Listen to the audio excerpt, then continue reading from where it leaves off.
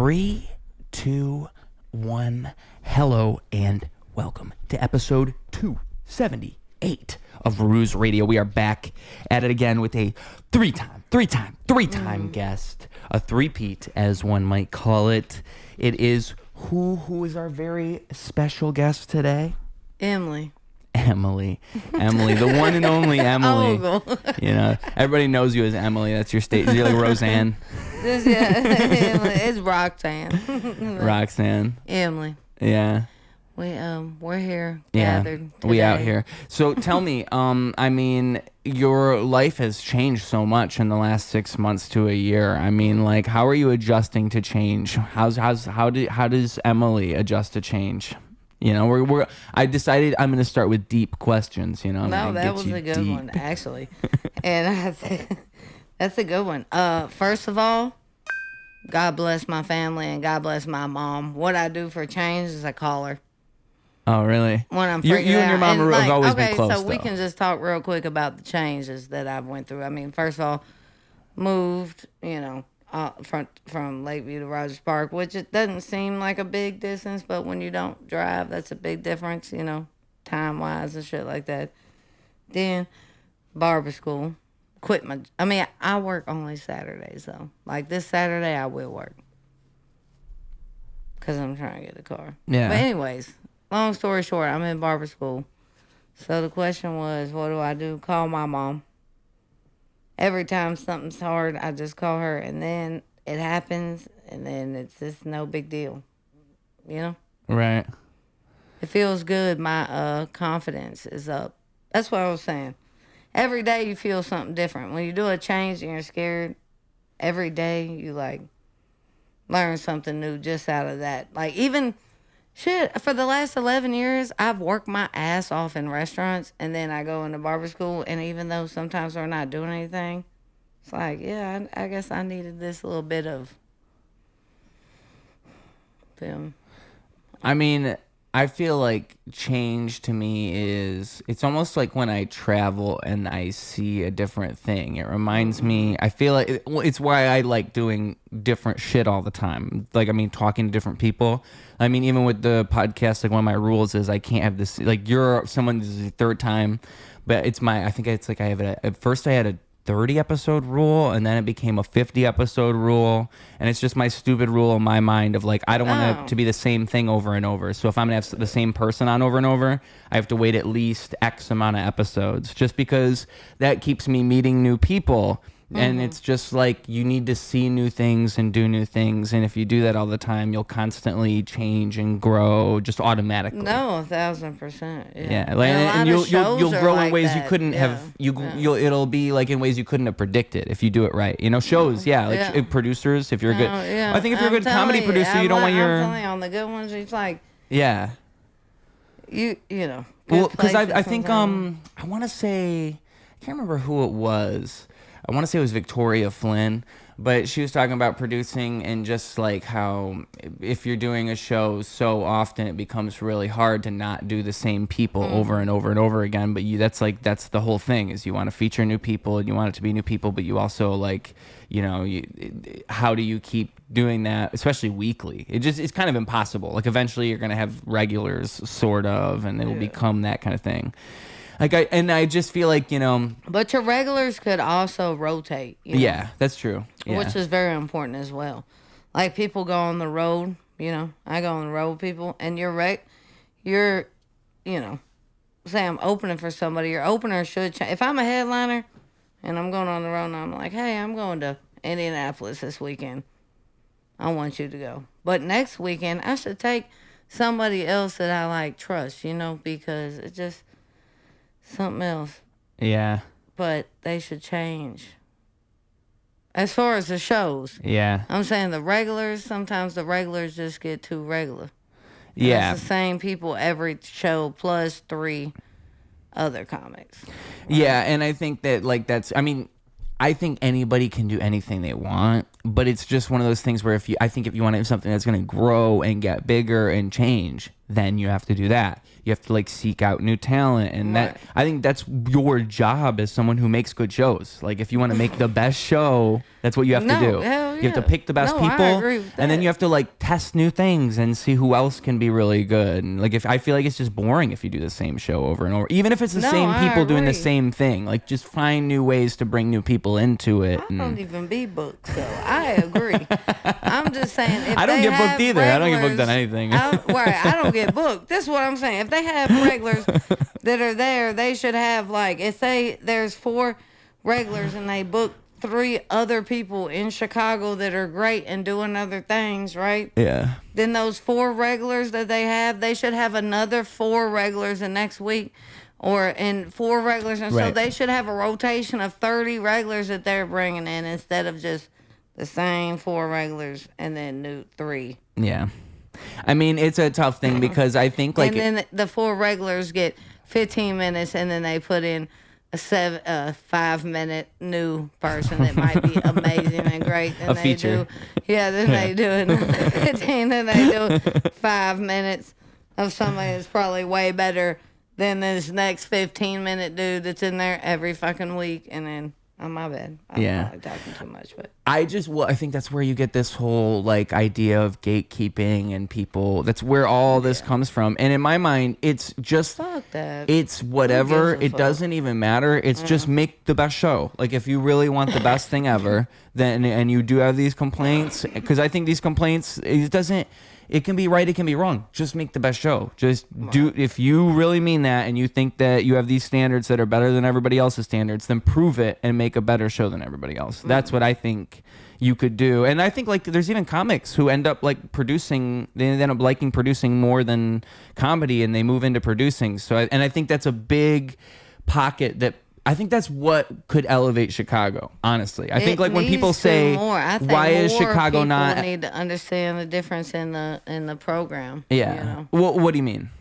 Well, Like with the difference? the How? different opportunities of what, some people are like, I am, they're so good at everything, and then, but they're driven to be a comic, but maybe you're not the best comic, and maybe you just need to focus, and you can still love it, and like, you can still put your shit out there, and do your thing, but maybe this is what you're gonna flourish on. Yeah. And even behind the tape, behind the camera, even behind these microphones, it's people that do this shit, headshots, anything like that, but love the game. You see all these people in it, and some people, I hope they know they roll. Yeah. Well, And not saying that, I wish I fucking could do that shit. Like, I'm at school right now, and I'm telling you, dog, I have like 3 hours of not doing anything, and I'm like, I wish I had tapes or anything, and I wish I even knew how to use my phone to break shit down and make a video. I don't even have fucking... yeah. My phone barely charged, okay? But I think about that, and I'm like, if I had this time... I can do that, but that's what people are for as well. Well, you know what like I've learned? We talked about, like, sending that. That's also been in, I think, one of the paths. Like, that's somebody that I can trust. Like, I'm going to send in this, and they're going to send me I think something pretty fucking good. I want to say that was like one of the first things we talked about in like the first podcast we did. Yeah. But I feel like I almost respect people more if they're really, really good at something and then they just suck at posting on social media and they're so bad at like everything else. Cause like even at life, like comedians, like you'll see comedians who are so funny, but then they just suck at like daily life and like just getting things done and keeping in touch with people and posting on their own social media. And, it's just so funny to me because it almost makes them a better artist. Like, it's like, I almost That's respect them exactly what I was more. about to say. I'm like, me. You know why? Fuck it. You know what feels great? Doing that shit. Yeah. I'm telling you, dude. Some shows fucking suck, and some shows are just like, oh my God, like, and it's nothing that I can post. It's nothing. It's every day, and money is fine. Money's cool, but life is real. Feelings are real. Right.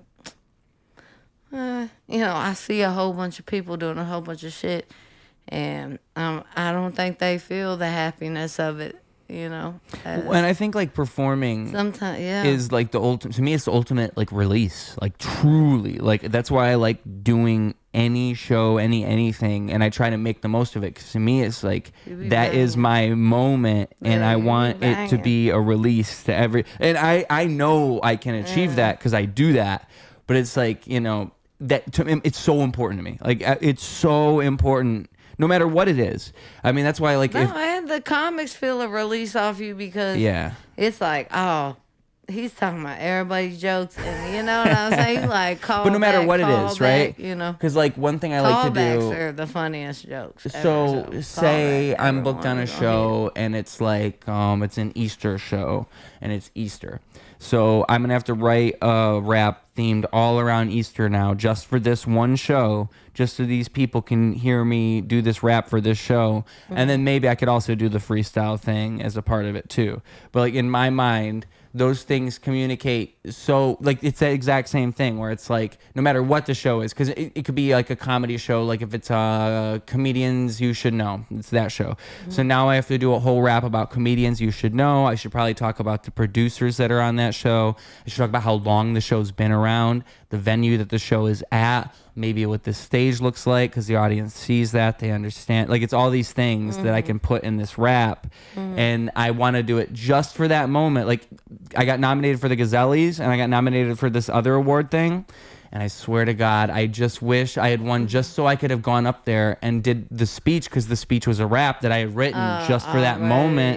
Because that's the whole point. It's like he could have only written this just to do it right now. Just still did it and posted it or something like that. Yeah, you're right. I should, but you know what? I'm saving it for next year when I win. That's what I'm thinking. I won Gazelles one time. For what was the best comic of the year? Which one was it? Do you remember? It was the most underrated. Ooh, I feel like but that that's one. Cool. Fuck it. I get it, and I've been underrated every year. And I went up and I did Snoop Dogg's speech. I said, "I'd like thank me for being there." But no, not like that. I really give it up for them, and it was a good thing. I mean, good time and all that. But like, you know, I get it. I mean, but that's going back into my dad. My dad or whatever, he'll be like, how much you making for this show? How much you making? And I don't give a fuck. He knows, and I'll just say that. And I'll be like, it don't matter how much I'm making. It's about the feeling. I'm alive. In that moment, I'm so alive. And my mom agrees too. You know, like, she'll be like, no, yeah, fuck that, you know. And even all this and that, I'm in barber school not like that, because I know that how social media and stuff like that is now. That's taken everything from any real artist that's been out here in the streets for a long time, 10 years, because I have to make real money, you know what I mean? Because TikTok people be coming in, they be trying to do the little stand-up shit. Fuck that. And the instructor was like, you know what? You can be the best barber on TikTok, but you can have the most people, but you fucking suck. And I feel that too, because I be seeing people sell out because they name they on TikTok, and it's like, damn. But really, they suck. They're not stand-ups. They're TikTok. They get to press pause. Yeah. How I think about it is like, then it doesn't even, like, none of it really even matters. And the sooner you realize, and just kind of like a principle for life, I guess, just everything in life, but especially like the internet and social media, because I mean that really doesn't, like, it's not real and it doesn't matter. Yeah, but the way you know is like, okay, here's like something I think about recently. Not real. Well, look at like okay, look at these accounts that have like a viral video. So it's like a video with, it's got 1 million views. Maybe it's got 3 million views. Maybe it's got 5 million views. And the account's got like 2,000 followers. It's got like 1,000 followers. So how does that work? You'd think like, oh, you get a viral video, you just go viral, you just get all these followers.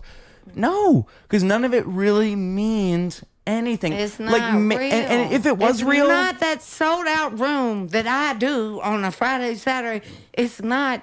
Yeah. These real people that are really real. I'm like, And like the better way to think about it is the other. bruh, that's you the just become a best super feeling. villain. You fucking shoot it in me. I'm telling you, y'all will never feel the feeling of that. Right. Of going up and just, there's no money. Fuck the money. Yeah. When Yes. bro, they like, did they like, To me, it's. and I be keeping it cool though. I always do this to hide my nipples because they always hard. Not just I be keeping it cool. Yeah, I do right? the same thing with my shorts. I'm like this, you know, Thank cross my you. arms. Right, Yeah. thank you so Thank you guys. much. Thank you guys so Y'all much. good night. I can't stand it, you know. I kill and it just gets me so hard. But no, like I feel like that's if you're like a real performer, if you're somebody who like really likes performing, or you really are in the moment, even like people who really just get into things, then it's hard not to if you're on stage and it's your 5 minutes, 10 minutes, 15 minutes. Like that's what, again, that's why I describe it that way, because in my mind that's just what I do. Like I need to know, for me it's like, okay, I know how much time I have. Let's say I got 5 minutes. So now I know I can do this and this and this, and how I want to fill that time up as much as humanly possible, you know. Like some rappers, they'll have all their songs and they'll just send it to a DJ and all these separate tracks. Like no. You got to sequence everything, because I got 10 minutes. So what I'll do, like it's an open mic. I got 4 minutes. So what I'm going to do is, this song is about 3 minutes. So for the first minute, I'll just do this rap that's a minute long as the intro to the song that I'm going to do. And that just, that always works, because then it's like, he just did a rap. Boom, now he's doing a song. And that, if you do it right, 4 minutes doesn't even feel like 4 minutes anymore. Now it's like, oh damn, like that almost felt like 7 minutes, 8 minutes, because you cram so much shit in there. But you just do that by giving a fuck. Like really, you do it by just caring and trying to be entertaining. And you can even be, you can go the opposite way as like a comic and be like a slow comedian that moves really slow, but somehow you fill in all that time with being with nothing. Like somehow the nothing is the thing. So, but with rap, it's not that. I don't think with rap you can do that. I gotta say a whole bunch of words. Fuck that. If nothing is the thing, they're not a good comic. You think so? Well, some comics like go real slow. Some comics have like a slow style. Okay. That's what I mean. Style is okay, but that's what I mean. Yeah. It is not okay. Well, I don't mean nothing. I don't mean going up for like a minute and saying nothing. Yeah, I agree. What if I started being a comic and like my whole thing was I just humped stools. Like I didn't say anything ever. All I ever did. I've humped stools, right. But no, you would never get booked, but you know what? What happened to Ruse, bro? You can still bomb and get paid too. I bet I could somehow get booked. Yeah. I bet I could somehow get booked at some places. Well, maybe because you're a. I'll just hit up all the mics and it's like we love him, and it's like fucking. I'm not naming names, but it's like people would say it behind my back. Behind my back, they'd be like, "How is Ruse getting booked? How the fuck he just humps the stool?" But no, back to retract what you was just saying. Now go back to your conversation. Yeah. Because people are listening, and I just want you to know they. Yeah. You speak sign language. Wasn't my will, allegedly. Yeah, there was ropes and chains and handcuffs. No, allegedly I'm high. That's what I said, allegedly I'm high. And you were making good points, and I wanted to retract on Well, that. are you going to remember what we were saying, or you want me to do it? No, you look like you're expecting me to do it. Well, how far back are we going? No, just right there, what you were talking about. Well, the performing thing? Just being performed, because what I was thinking about was just like being on stage and how that's your time and taking your time and all this, and like I just feel like to me that's what makes a performer a performer. Beginning and the thing that you start off with, that's what you were talking about. Was you were saying that you start off with a rap that's like bringing the crowd in, right? Yeah, that's how a stand-up has to do. For the most part, some people start right off with the crowd. And some people have their jokes, But you know what's funny?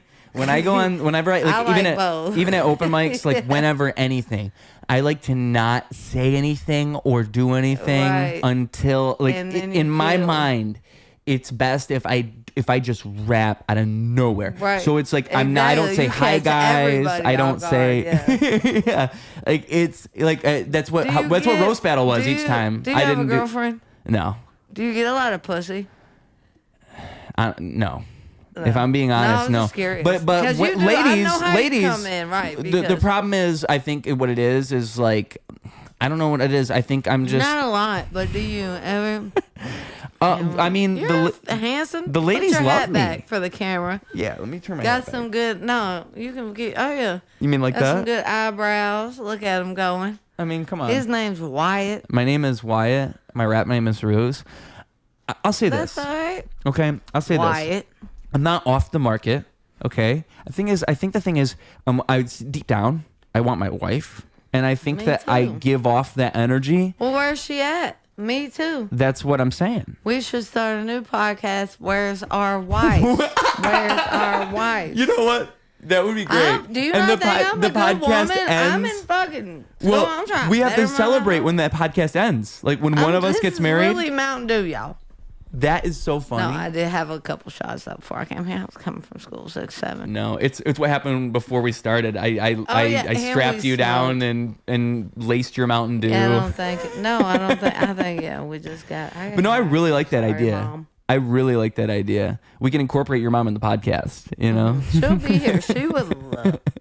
Not like that. She'd just be quiet. She wouldn't know what to do. Where's my wife? That's really good. Where's our wife? Well, I like where's our wives? Where's our wives? Right, not our wife. Well, I think where's my wife separate. Works best. I would like my own wife, and he would like his own wife. Yeah, we can't share, but still, like, what if I was your wife? Yeah, you know, it'd be funny. Like the podcast goes for like 8 seasons, and at the end, that's the twist. Oh, you know, we're never gonna find anybody. It'd be funny if the camera just kicked off. All right, coming soon. That happens to a lot of people in the scene. All of a sudden, you're like, we haven't heard from these people, and they're like, have a kid. No, I'm just playing. They started a podcast and they got married. You know what? All right, let's name a characteristics of why you'd be a good husband. Please. All right. And you can name characters of why I'd be a good wife. Okay? Yeah. Number 1. Excellent suggestion. Number 1, you're very thoughtful. Like, you're always just like, you know, you don't hesitate on reaching back. I like, you know, communication. And you like, you know, have animals, so you're caring and tending. Girls like and that. And number 3, you have a mustache. My mom didn't like my mustache when I first got it. You can pull it off. Thank Not a lot you. of guys can. But you also have just a bit of a shadow, which also helps. I actually should shave. Like, this is as much as I should have. Not this much, but just this little bit of a shadow. But it's probably just your indentations anyways. Yeah. So I appreciate you saying that because my ego tells me, like, no, only I can pull the mustache off like this. But I know it's true because I've seen people with my mustache. I never even thought about it until just now, and I had to come up with a third thing. It was improv. I've seen people with my mustache, and they just don't have it like me, okay? I don't know how to explain it. Yeah. I do it different. I just am different. No, it just fits. It just works. I got the mustache on accident. Nobody even thinks this guy has a mustache. I can't even shave it because it's like that good. Like if I were to shave, I just realized you had a mustache. Yeah, it's part of me. And if I were to shave it, like I can show you pictures of me pre-2020 because it's actually like laced in with Have COVID. You had it every time I've seen you? Yeah, it's always yeah. If you saw me without it, you would be shocked. If you see me without it, it'd be the other way around. Oh, I can. Well, that's what's starting to happen. So I've been waiting my whole life for like, oh, I'm going to have a beard. I've been making the joke. And now it's like, oh, if I wait like 2 weeks, now I have all this shit in my face. And I'm like, oh, like, actually I don't like it because now I have to shave more often. And I didn't used to have to do that. Like even right now, I can feel fur. And it's probably been what? 4 days? 5 days? You can feel it on my cheeks. 5 days? Like I maybe a shaved week. my pussy yesterday. That shit right here. Yeah. Well, it's my face. It's just my face. You know, like my face. You know, have you ever heard the Jim Carrey thing he said on like some talk show where he's like, Jim Carrey had a beard and he said, if you ever see hair down here, or if you ever see me not have hair up here, then you know what's going on down here. Meaning like he only shaves his pubes when he's not shaving his beard. Oh, not? Yeah, so he's got his beard grown out and then his pubes but can you pull are clean. this? What's that? You can grow this all the way out. Not yet.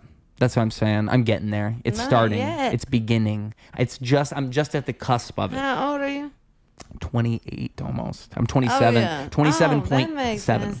You know what? That makes sense. Because, right, yeah, you're at the cusp of manhood. For real. I don't like it. No, that's a real thing. You know what I was thinking? You was about my age, so. 31. Can you imagine me with a beard? I can't. I'll probably look cool. Yeah. That's why I was like, UK. That's why I kept questioning why UK girl. You're explaining, and I didn't not there yet. understand. You're like, I'm just not yet a man. And I'm like, I've been waiting my whole life. hey, we get down with the flower. I'm like, but you can't.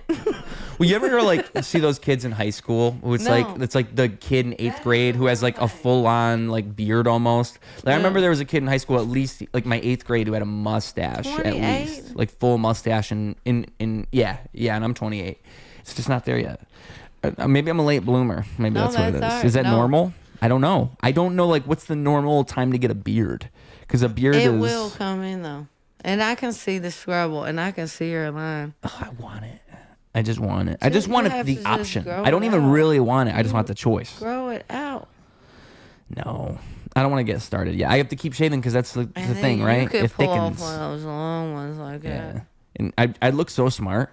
It would make people think I'm smarter. I think even the mustache makes people think I'm more mature. Do you have a pair of glasses? You should get like the real, the round ones like that. You know what I'm talking about? Like the Harry Potters, bro. Yeah. With them bitches on with the. But then I'll just look really autistic. I gotta be careful No, with if glasses. you grow it out. You're 28. By the time you're 40, your shit's gonna be like this. Oh, I can't keep growing it. I gotta shave at least sometimes. For why? Because I mean, like, do bitches like that? Bitches love a beard. A big ass beard, though. I'm be honest with you right now. Bitches love a beard, and I don't know if they're even this far into this, but I can assure you, and I put people onto this a couple times as a stud. Tell my homeboys, like, you know what you should do? Grow it out. And grow it out. You're probably, if you get one pussy a month, wait, not a month. I don't know. If you get one pussy every 6 months, you can guarantee 2 pussies every 6 months if you grow a beard. It's a good equation. If not more. Yeah. 2, 6, 7. 6, 7. I don't want to lose the topic. I want to. Yeah, because this is Growing a beard. We're staying on topic here. This is obviously a podcast that does not go off the rails. Oh. And we are talking about the reasons that you should have a wife and what makes you have good qualities. Mm-hmm. So those would be, okay. Well, you're a person who's I think you're very thoughtful and involved. And when I say that, I mean like when the clock is ticking and we're in the moment, you are here 100%. Like you're not one of these people that's drifting off and like going away. No. You're right here right now. Maybe you just have ADHD and you're just channeling it or something. Maybe that's just your way of finding a way to use that. But it's a strength. And I'm sure in a relationship that would make you a great partner because you'd be very attentive. You'd be a very attentive partner because you'd probably give too much of yourself to the relationship. You'd pay too much attention and you'd be too in the moment. But that's actually a very strong quality in my eyes because that's a good partner. That's the type of person. See, we are going to end this series with us just getting married. We'll be like, you know what? We just love each other. I'm about to kick this off already, baby. No. We just loved each other the whole time. His name is Wyatt. Mom, you wouldn't believe all it. caught up. No.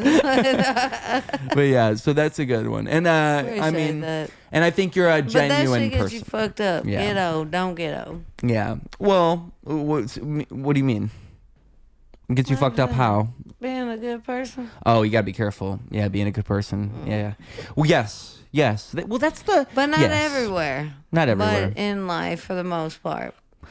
But not around. It goes both ways. It's a double-edged sword, I think. I think it's like humility is good, but I also think you can't give too much of yourself away, especially if you're being realistic. Like if you're too good of a person, you'll like ruin your own life, you know. Yeah. But like you gotta have boundaries for yourself, you know. And I think like you'll see it with moms the most. Moms will just give their whole lives away. So you got big mom energy. Geez. Moms want to help everybody. They want to do everything for everybody. They like it. And maybe that's why I'm like I am, because I don't, I might not be a mom, but I'm like, even today at the bus, I told you that with them strawberry things, I mean, on the train, I was like, you want one? He was like, I was like, you want? Folks, for reference. If you want one of those, it was in a bag too. So it wasn't like they were loose in my pocket. They were in a bag. I would have took one. Other lady, and so that's like mom energy, because it's like I'm still 30. Yeah. I got kids around me. I mean, I know how it is to offer, and people be acting scared. Well, I don't think accept love. Yeah, I think people are confused by love. I think it's our time. Yes. It's 2026. No one trusts anything. No one trusts anybody, and people are. I mean, I'm like, oh, that got me fucked over. Yeah. You give me a compliment. You tell me one reason why I make a good wife, and I go, I know. And that's what got me fucked over, right? That's the first thing I said. Yeah. It's like people can't take compliments kind of thing too, right? Like you'll see that a lot where people don't know. I've never really had that. Like I like when it's almost embarrassing to me the way I react to compliments, because I really like when people give me compliments. I love it. It's like, oh my God, thank you. Because like I'm not used to people giving me and it almost makes me think like, like if like a celebrity, like in a way, wouldn't that just be nice just to have people say nice things? Like, isn't that almost just nice? Like, yeah, there's all that other shit comes with it, but isn't it just nice that people give a fuck at all? Like, wouldn't that just be nice? Because I'm so used to people not giving a fuck, dude. And you are growing into your man face. Aww. I feel like you're probably like looking at my face. No, you have good eyebrows or another real thick and thick. My sister tells me I should pluck them. You think that's true? I think I'm fine. I think you should touch them. That's what I think. Yeah. Right. I'm like, I think you should just be a dude. Yeah. Thank you. I agree with that. But I'm probably about to get canceled for saying that, but you should probably just be a dude. What was I saying? What was it? The big and burly is in. Big. Just be you is in, because every time people fuck with that's one thing you don't really fuck with. Mine, Yeah. I never did nothing, but some people did them real thin when we was young, and now they want them lined. Now they're getting tattooed. Now next thing you know, I would say keep them. You know what I thought would look cool is if you had the line through your eyebrow, just one line, like me, like maybe not you. I'm not saying you in particular, but like if you, I love the line. You think that'd be cool? I think that'd be cool. Yeah. He's pointing to right here. It should be over here. Oh, over here in the corner. Oh, yeah. I don't know. I didn't know there was a specific spot. Well, you could put one right here, and sometimes I did like that. I fucked my shit up so many times. Yeah. I've never bought makeup as a woman. Seriously. I mean, I bought when I was like in middle school and trying to be a girl. A girl. But when I was as an adult, I've cut my eyebrows off so many times doing that, trying to put a line. Oh, really? And yeah, you really need like a straight edge, but because if you do any razor, as soon as it hits, it's so bad you have to. I've makeup liners. I've used pens. I've used Sharpies for a month straight, because when you hit that, it takes so long to grow out. But we have dark shit, so you could use a Sharpie and just do like this, lightly. Uh-huh. And then trace kind of over to get it. Do not cut your eyebrow. Yeah, I probably shouldn't do it. This is and why it's kind of gangbangerish. That's why I think it would fit my persona. It's either, I mean, I'm very gangbangerish. Yeah, this is who I am. I mean, I've made the joke that I should get dreads, or not, maybe not dreads, but Take your hat off. You cornrows. No, you can't get cornrows. Yeah, I should. But you could get it like a fade. Yeah, I've been told that. Someone said you should get a low taper fade once. And I actually thought it was really funny because that's like a meme on the internet. Like people said that in comments. And like I've only seen it as a joke in comments. So when someone said it to me, like legitimately. You was worried about your hair. It look good now. You was saying, was it up? Let me see. Oh, well, I brushed it a little. It's fine now. It's probably because it's dried. Show the camera. Do I look good, guys? I think it probably looks fine. Do I look good, guys? I don't think I've washed it in like a day or two. So this isn't even like fresh out the like super clean. This is like a day or two is crazy. Sometimes it needs. Is that like crazy because it's like I don't know. not too long, or how much you'd be running and sweating, I guess. And I ran today, and I ran 3 miles, so I sweat. I sweat a lot when I run. Then I would do it. And you got short hair. But I'm surprised, yeah, because my hair's not all fucked up. Actually, I noticed that's why I didn't, because I was taking a shower. But after I was, like, before I took the shower, I was looking at it. And I was like, you know what?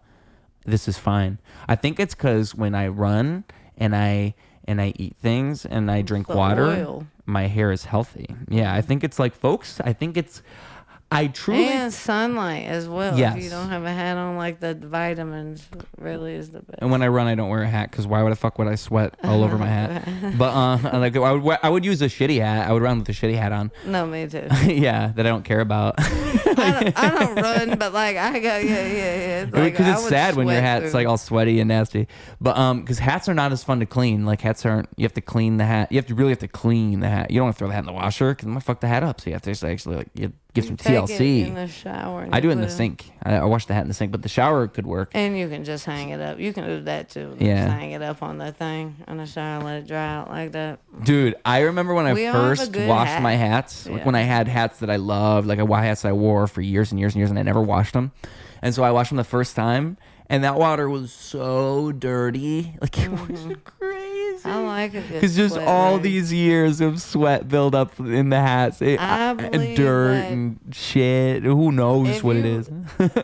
I just believe, and I just gave away one of my favorite hats this last weekend to my best friend, and really in my head I was like, damn, that's my favorite hat. I've had that for like fucking, I swear, probably now 15 years. It's a Louisville hat. It has a fish hook on it, just like I rock. It's been to the leg, it's been to everything, and I never hesitated to give it to her because if something happens, guess what? I believe in a good hat. Don't wash them like that if it's a great hat, because if you take off, this is a brand new one, so. It looks new. And actually, yeah. And look, it's so new it got this, but look, and I'm keeping that. But what I'm telling you, after 15 years. What is that thing even called? Like for the people listening, it's like the thing inside the hat. It comes out. You were supposed to take this out. What do you call that thing, though? But I'm just keeping it to keep the bridge on there. Yeah. Right now, while it's brand new. I'm going to take it out eventually, and eventually this thing will be all rinky-dink. Floppy, rinky-dink. And fucking oil spilled and all that. And you know what? You just smell right here. Even if you smell that right now, smell right now. Okay. You're going to smell on the rim. You smell? It smells normal. You get a little shampoo, right? Yeah. You smell me? Yeah, I smell you. Yeah. But it's not bad. Yeah. It smells clean. So, and this is brand new hat. But what I'm saying is, after 13 years, people pass away. Anybody that passes that I've been close to, I'll ask for one of their hats so that way I can smell. And I know that sounds weird, but it can remind you of somebody. Well, you can wear it too, but you still just, it builds a scent in that line right there. You know what fuck a person up? I know that sounds weird. I'm sorry. You know what fuck you up? If you have a person you're dating and you break up. And they your hat. And you're dating a person and they have, like a hoodie or something. They leave at your house. Mm-hmm. And you smell them. And you smell them. And then you don't wash it. You're like, is this their perfume? Yeah.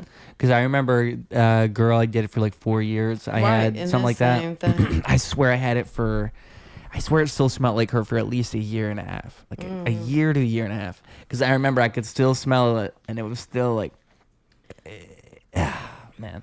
And it's just and it's because your brain holds on to smells like No, that. I know. Yeah.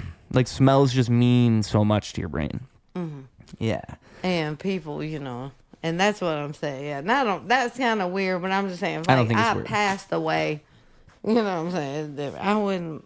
I mean, no, I have had people shit. I have pillows that are marked from exes. It's like, this is not for your hoes. Yeah, I can't. They're underneath the pillowcase. That's what the pillow says. This pillow is not for your hoes, written in Sharpie. Yeah, you might be taking it a bit far.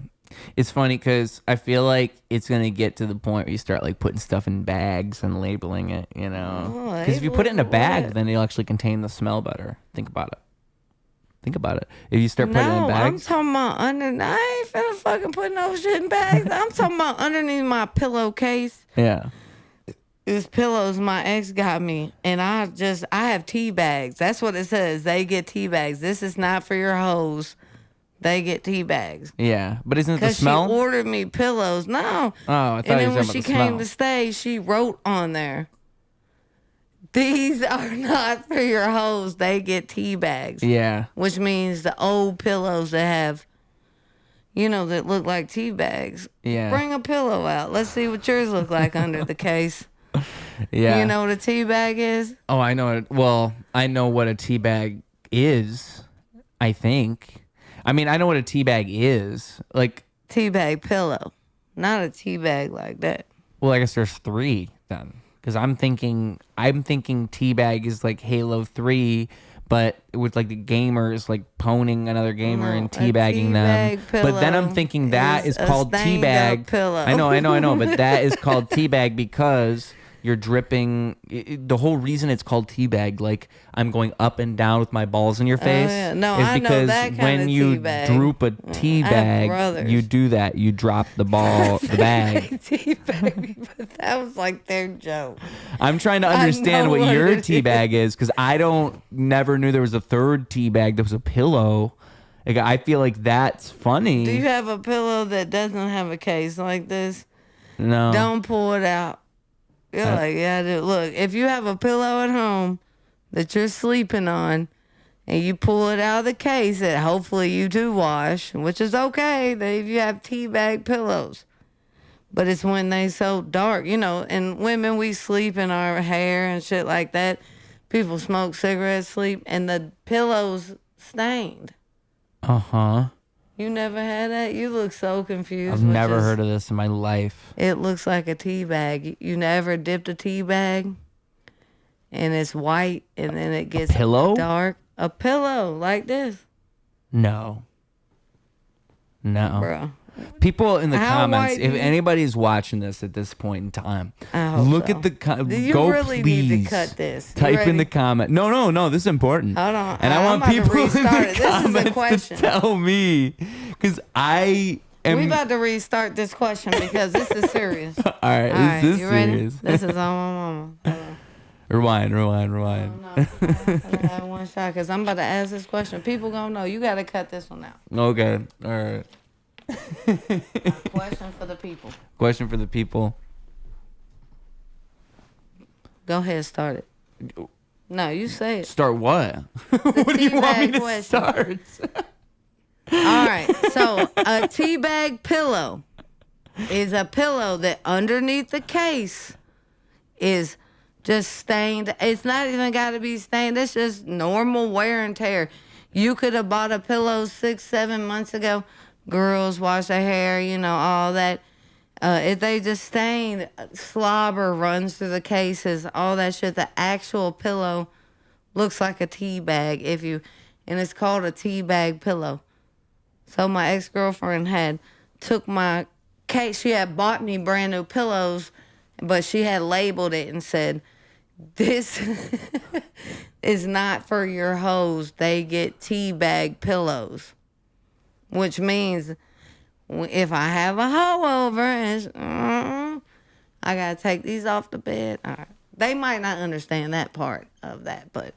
See, this is what I'm saying. I want people in the comments to tell me, am I crazy? Like, do people know what teabag pillows are? And I've just gone my whole life, and this is one of those I know what you're things. talking about. Tea bags where you put the balls in the mouth. Yeah, well, I have brothers. I know that. I knew that when I was like 6 because they're like, teabag, teabag. Me My mom's too. like, will you boys shut the hell up, brother? that's You my have whole a little thing. sister. I feel like it's not like I haven't been around women, so I'm just like amazed that like No, you have teabag pillows, bro. a pillow that you can just droop in the Go water. get your no. You don't droop in the water. Go get your pillow off your bed right now. Pull So the wait a case minute, you're off. talking about normal pillows when you take off the case, Yes. and you drip it, and you, No, you don't put it in water at all. I don't understand this whole teabag It thing. just looks stained up like a tea bag would. Oh my god, I'm just okay. So I am an idiot. So okay, so that's why it's called a teabag pillow. And so the idea is, it's like, It's an oh, you old, get dirty the pillow. old, dirty, nasty teabag pillows. So, okay, so this is like Urban Dictionary type thing. Okay. See, this whole time I thought this was like, oh, like you don't know, like you go to the store, you go to the back of Bed Bath and Beyond, and you get the teabag pillows in the section. This is why we I can't swear to do it. God, No. like that's what I thought you were saying. And to I me. had to take a drink because I'm like, you ain't never seen a pillow. You must be so prim and proper.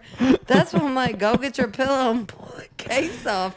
You're like, what? I'm not going to dip my pillow? No. I want to see what it looks like under the case. You know what I'm talking about, bro. The brownness. Everybody. That's why I'm like, these people know it's the brownness. It's the... Yeah. You know, it's just the useness of a pillow. Dude, I fucking have had some pillows that I've had for fucking 15 years, and I know people have too, you know. Fucking, they're the most comfortable. I got a nice. use them do you between ever my get a fancy thighs. pillow? Do you ever buy like a nice pillow? Mm-hmm. You ever done it? No, the last ones that have bought, I have heard now tea bags. They say these are not tea bags, but they are tea You got to try it. You got to try a nice pillow. I think I went to, I want to say Target, and I got a $30 pillow, and it's my favorite pillow. Fave. It's because the thing is, you lay your head on it, and it's really soft, but it's also always cool when you put your head on it. Like, it's like, I don't know what it is. Is that and if the- you ever go to the mattress store, like where everything's 50% Yeah. off, but it's not 50% off, and you actually lay your head on one of their fancy pillows, because there's like there's the purple mattress, and then they have the purple pillow, whatever the fuck. Like, those expensive pillows, they are something else. Like those $300 pillows, those $200 pillows. Oh, worth it? I think they probably are. Because, I mean, thing is, think about it. Like, even a mattress. Like, I could be a mattress salesman. But think about it. You are laying on this mattress for how often? Like, no matter who the fuck you are, you're probably laying down on this mattress for at least a third of your life. At least. Like, right around there. Like, just ballpark 30% of your life. Because you got 24 hours in a day. 2.4 times 3. That's 2, 4, 6. 6, 12, 18. So that's 7.8 hours right there. 7.8 hours a day. Yeah. So there you go. 30%. If you're sleeping 8 hours, boom. And then if it's like, so 20 to 30, you're going to need a nice mattress, or else you're going to fuck yourself up for those 20 to 30. Like, my life changed when I got a better mattress, because I had shit mattresses my whole life. I had, for lack of a better word, teabag mattresses, okay? That's what I had for most of my life. And I'm used to that. The mattress I slept on at my dad's house, because my parents were separated ever since I was a kid. So, like, my mom's house is all right. My dad's house, that shit was like laying on springs. And it's always been that way. And I remember when I got older and I got a better mattress, and I went back to that house and just like saw that mattress and laid on it, and I couldn't believe how bad it was. Like, it's worse than the shit mattresses that you see where it's like, oh, this is like $20 and you roll it out. Like, no, it was springs. I was laying on springs. And they pop out as well too. The mattress would make sounds like ones, wing, wing, yeah, wing. nah, the wing, wing, wing. And when they be popping out. And Do they it's even like, make what is those? that? And it can, no, well, growing up, I can't tell my adult, but young growing up, you would get a spring that would pop out in the middle of the night, and you'd be like, Mom, like, you would like fucking cut, you'd be like, ah. Yeah. And you'd be like, I don't believe my mom, like, goddamn spring. She'd be like, flip the mattress.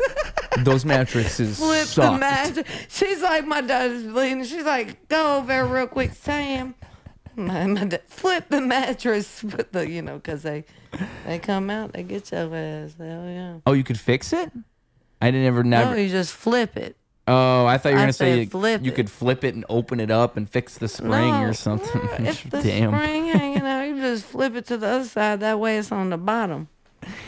See, I think I just dealt with it. I think my whole life I just dealt with because I never got a different mattress, and I've had a futon mattress for all these years, but I also have air mattresses, which when you're old like we are, you also have free will. So I have air mattresses in like every room that are pre-blown up all the time, just in case.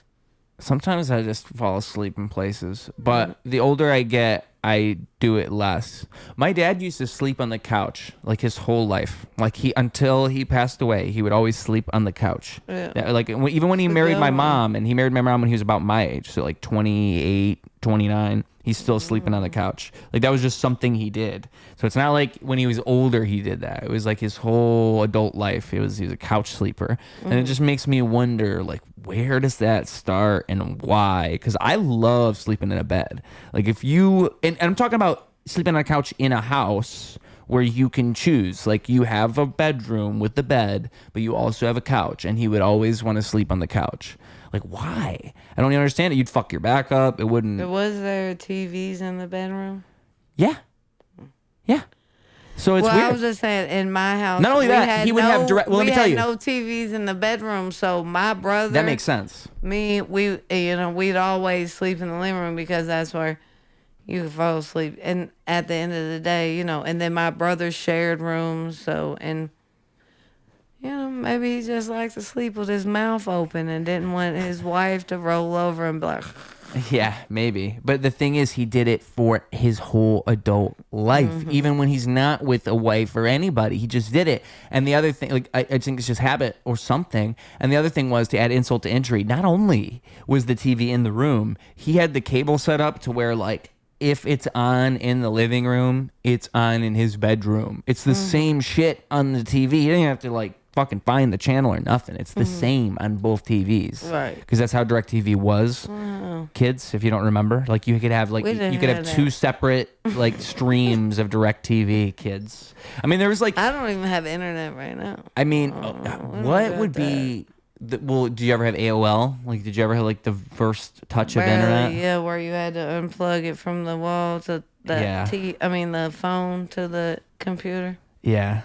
Internet, I feel like now, at least if you're in Chicago, like I feel like you can get internet for somewhat cheap. Because, like, the only reason I have a good price from Xfinity. I'm not home right now. I'm not home. I got antenna TV. Oh, okay. Antenna TV. I don't even have. Well, I wouldn't pay for cable. You have cable? No. Antenna TV. Is that like the thing you just plug in? One of those. I see. Yeah. My stepdad would use that for sports. Yeah, that's great for sports. And I got Cricket phone, so I get 10 hotspot, 10 milligrams. What's not milligrams? What's that shit called? Gigabytes. For a hotspot, and then you can pay $10 for extra 10. Yeah. That's like 3 or 4 movies. So just say today I don't feel like going out to the bar or going out, and I want to chill. What's $10 to pay for 4 movies? Yeah. 6, 7. $250. 6, 7. $350. No, that was just saying, like, it's a good to pay $10 for 4 movies. That's a great deal. And then tomorrow phone will do. You just pay 10 for 10, like type shit. 10 for 10. Do you watch the movies on your phone? No, I put on. I got a big ass TV like you. I just don't got internet. Cause fuck internet. It's mounted on the wall. It's all set up. I got surround sound. I just have antenna TV. That's what I need, is surround sound. I have this. I have an Xbox too and DVDs and stuff. Oh yeah. I remember when Blu-rays first became a thing, and that was crazy. You know, it's crazy to me now because Blu-rays were. Yeah. No? No, they just shouldn't have been a thing. No? It was DVDs. They still make them. They still make Blu-rays. No, that's when I meant Xbox. I meant because I watch DVDs because I don't have internet. But Blu-rays fucking were a waste. What's the difference between a DVD and a Blu-ray? Oh, Oh, okay. So I'm interested. You're like, what the fuck, bitch? I have no idea. I mean, because it's like, I'm such a nerd when it comes to this stuff. But really, I mean, it's the reason that streaming and like having a digital, either you have the original file, like you have the file, that's the 4K file or whatever the fuck it is, 1080p file, or you have a disc that has the file on it, so like a Blu-ray or something. You got to have something, because the only other thing is, and that, like they say, like if you don't really own it, if they can take it away at any time. Like people say that about streaming all the time, but to me that's not even the point. The point is, like, it doesn't look as good, and it never will. And the reason is because if you stream anything on anything, just think about it. The whole puzzle about any social media distributor is like, how are we gonna have all this fucking crazy amount of data that anybody can put in at any time? How are we gonna handle that? It's just some crazy number. And so what happens? It's like, if I'm gonna send you a picture, say we hang out and I record this awesome video. You doing this crazy shit. You hit the bong and you fucking hit the bong like crazy. So I got to send you the video. And so I'm going to send you the video. But when I send you the video looks like shit. And you're like, why does the video look like shit? And it's because the way that the social media platform works, it's thinking, and especially with text messages. I think with messaging on Instagram and Facebook, it's not so bad, but if you send it in a text, it'll look like shit. And it's because it's trying to crush it down into this small file so it can send it. Mm-hmm. And the same thing's always happening when you watch anything on anything. Mm-hmm. So like 4K streaming looks a lot better, because the bit rate's a lot higher. So with YouTube, I can tell you the exact number on YouTube. It's this podcast is uploaded in 2K and not 8K. Or I'm sorry, 2K and not 1K, meaning not 1080p, but twice that, because it looks twice as good. But there would be no point in going any further beyond that because of what this is. But it does look noticeably better. And it's because, see, I'm a nerd. And it's because... No, and the whole time I'm like, I just told you I've ended. Like, I watch Little House on the Prairie, which is like, you can't even see what's going on. You just hope. No, because if I were to watch that, I'd want to watch it in 4K. No, I'm telling you. Give me 4K Little House on the Prairie. I understand what you're saying. It makes so much sense. Like... Because this is the thing, is... No, what you're saying does make sense. I'm like, but... You know. Well, let me tell you the difference, okay? Because it's like TVs, the reason I really give a fuck is because I got this big ass TV, and like I used to watch movies. I used to not give a fuck. Like the way I used to watch movies, it would be in I want to say in like high school. I was in the news class, so it was like the school news, and basically you just got to sit on a computer for most of the hour. No, telemedia. Yeah. That's what my high school magnet was. Oh, dude, it's Fern the best Creek. class. We went to telemedia school, and that's what it was. We'd be anchors and all that. Yes. I sat next to murderers. I managed to rap on the school news. But so I would watch movies like in the background on these shitty movie websites when I was like 14, and there's so many movies that I didn't even really watch. Like I remember Neighbors 2 was one of those movies. Neighbors 2. Neighbors what about 2. The first one. Not the first one, but the second one. Yeah, first one I think I saw properly. But there's so many movies that I just watched like in a tiny tab, like half looking at, like in class. And to me, that's the complete opposite. Because like even these websites, it looks like shit. Sometimes it was just like literally a guy's phone in a movie theater. And back then, that didn't even look good. Like now, that looks good. Back then, it looked terrible.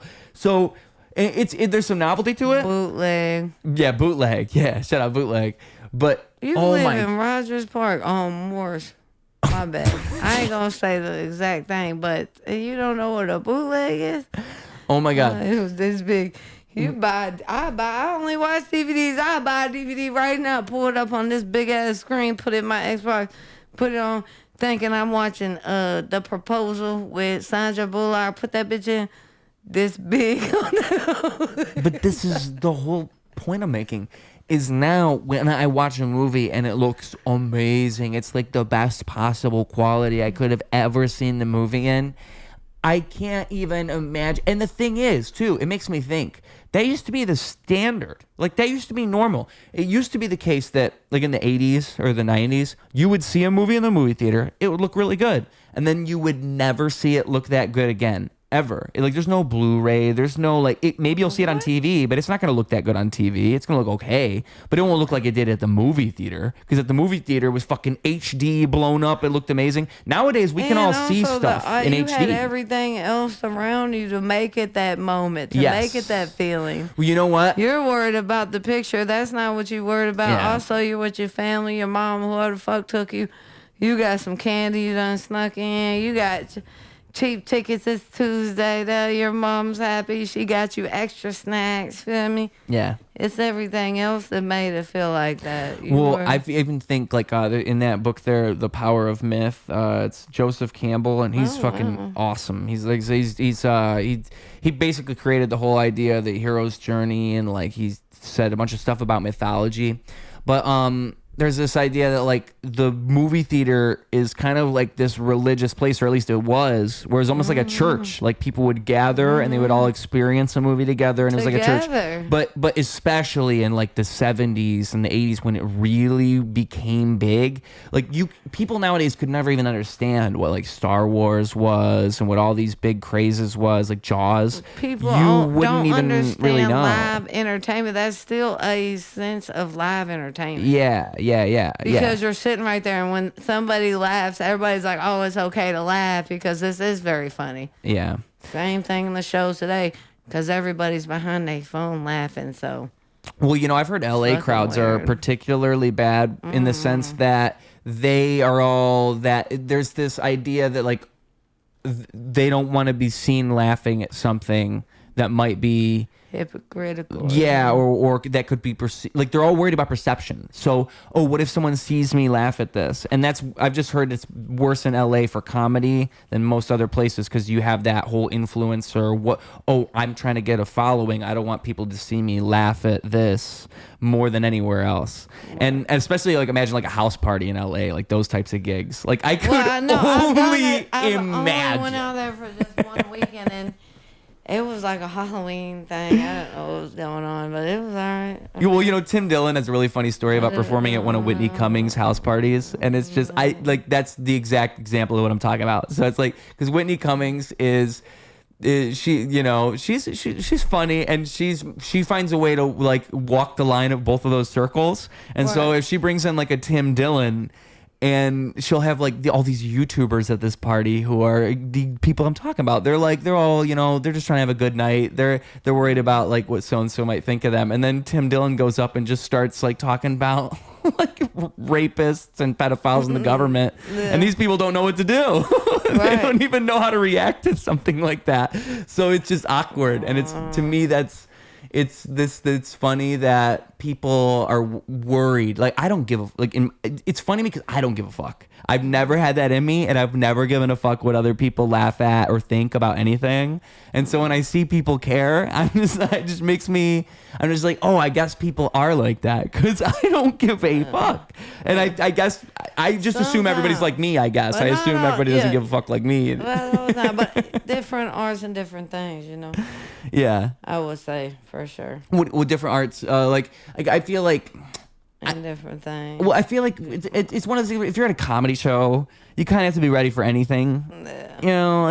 You can't be worried about what the comedian is saying on stage. Like, that's how you have those awkward exchanges. But a comedy show is different because, like, each idea can be introduced differently, so that's what makes it funnier than not, because some people what is it what's the premise my bad, I've been a comedian. Each premise can be or context, right? You and me can have the same premise, but we go at it different, or 3 or 4 of us they could give us an idea, whatever, boom, and we all deliver it different. It's just like some people are funny and some people yeah. I don't know how to explain it. You know what I mean? No, I know exactly what you mean. Dive into the fact to where it's not funny, and they use the time to where it's like everybody's like yeah, but buttholes clenching. Yeah. And other people just like, we don't know what's going on.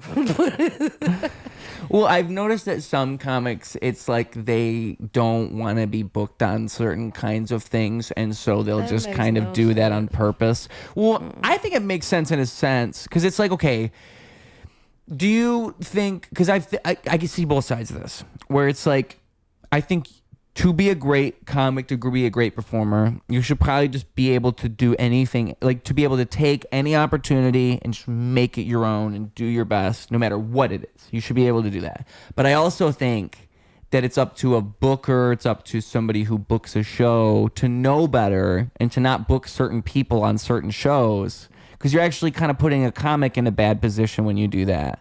You know what I mean? And so it's like, I think there's two sides to it, where it's like, you should be able to take any show and be amazing, but you should also like it's up to the people who are producing to not fuck you over and put you on a show that doesn't even make any sense, because that can also happen.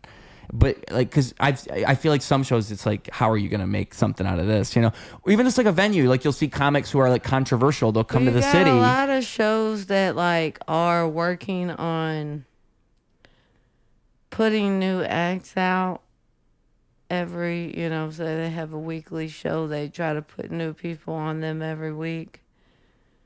So they might not be set up for that room or anything like that. This is a callback to our earlier conversation. So they might not be prepared for that room, but you know what? Yeah. Fuck it. They're going to do it. People are either going to like them or they don't. They can be a peach. I love peaches. You might hate peaches. And so those rooms are just going to go. And that's just how it goes. I like peaches. Everybody likes everything, yeah. I do like peaches. But you get what I'm saying, though? So people are going to be putting through all these new people that they don't even know what their thing is. Yeah. But they've either reached out to them and wrote them, or they've seen them once or twice, this and that. And they're keeping their shows rotating. So it's I'm more talking about like, okay, so say it's like a bigger name and they're coming to the city and it's like a bigger name and they're like, they talk about topics that are obviously like, let's just pick a venue. I don't know. Like, because I want to say the reason I even had this idea is because I saw Big J Okerson say something about this, because he got booked at some venue and he just said like he didn't even blame like the audiences. He just kind of blamed the venue for booking him, because they should have known better, like that wasn't going to work. Because that's exactly this type of thing. Like that venue had this certain type of crowd that wasn't going to like his comedy, and he shows up to the venue and he's just in Chicago for the weekend or wherever it was, and he's just trying to he's doing his set, he's doing his material, but it's not working. It's not working not because of him. It's not working because this just isn't his people, because it was, and you could argue maybe it's up to him to know about that venue and not take that show, but it's like the type of venue where he's a type of comic where what I mean is, he's the type of comic where he's going to make jokes about whatever the fuck he wants, okay? And you'll go into these venues and you'll see like a poster that says, in this venue, we don't do this, and this. And when it's something like that, where it's like, okay, so now everybody in these audiences are primed to see this type of stuff, because that's what they're used to at this venue. And you're going to get these type of people. Yeah, and you bought the tickets. Yeah, and so then they see Big J Okerson joking about like this girl with big tits. They're like, oh, you can't talk about big tits or whatever it is, whatever they want to. And so that's what happens. And to me, it's like, okay, well, who's to blame? It's kind of hard to say, because I think it's really the venue, and the venue should know better. They shouldn't be picking these comics that joke about topics they don't like at their venue. The venue doesn't. They're just looking at their follower count. Selling tickets, yeah. That's what they're doing. Exactly. The venue does not give a They don't fuck. give it. Well, let me tell you my complaint about venues. Let me tell you my juicy complaint. If you ever this is the problem. depend on any of these people out here, the gatekeepers, you're fucking done. This is the problem. They only nobody gives a fuck about anything but followers, and that's not the that doesn't matter. The problem is, okay, let's talk about like, you're a venue with like a claim, you're a big venue, and I don't think a lot of venues do this, but some of them do. So if it's like if a shoe fits type situation, because I don't, it's just a booking error no matter who you are.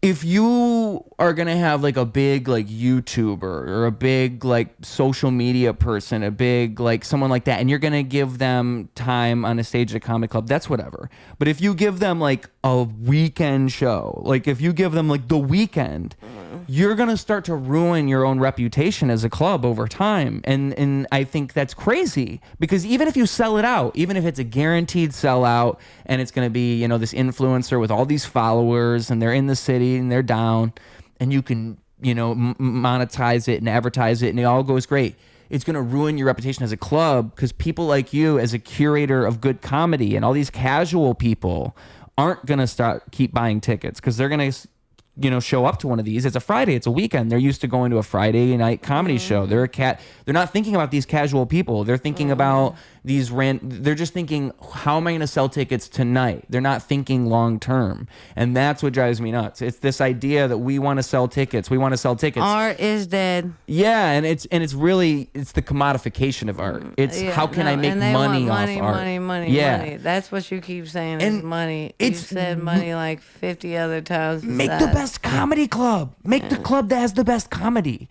And I just feel like people don't like how Joe Rogan has kind of taken over the comedy world. And I think the problem is no one else is really doing what in a way, but the problem is nobody's doing what he's doing, because he really does have the power to just bring people to Austin, and I know he does that, where he'll just bring people there. Right, that's fucking. But the thing is, who the fuck else is using their power to do that? For 10 years, that's fucking. I've been to Austin once. I performed at the Mothership Open. I was number 1 at the open mic at the Mothership. Oh, really? That's cool. Yeah, and Rovon was number 2. Yeah.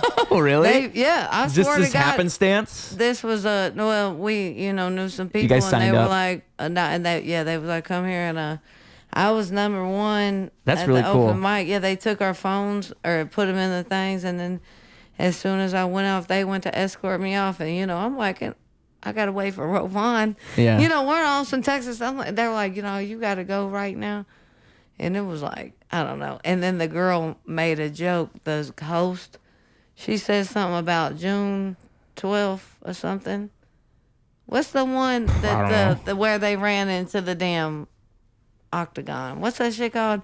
Remember when the Alamo? When the hillbillies ran into the thing and protested. The Alamo? No. When they ran into the White House. The date? Or the January Pentagon. 6th. January 6th. Yeah. Okay. All right. right. So the whole time I'm telling a joke about a voicemail, and I get off the stage and Rovon's going up. I said, I told the date wrong, I guess, because she said January 6th, and I swear I said September 12th or whatnot. I mean, that was too close, September. But anyways, whatever it was about the voicemail, my mom, the date she left it, he was like, girl, you're a dumbass. That's not what she was talking about. I'm like, what she was talking about? He's like, we'll talk about it later.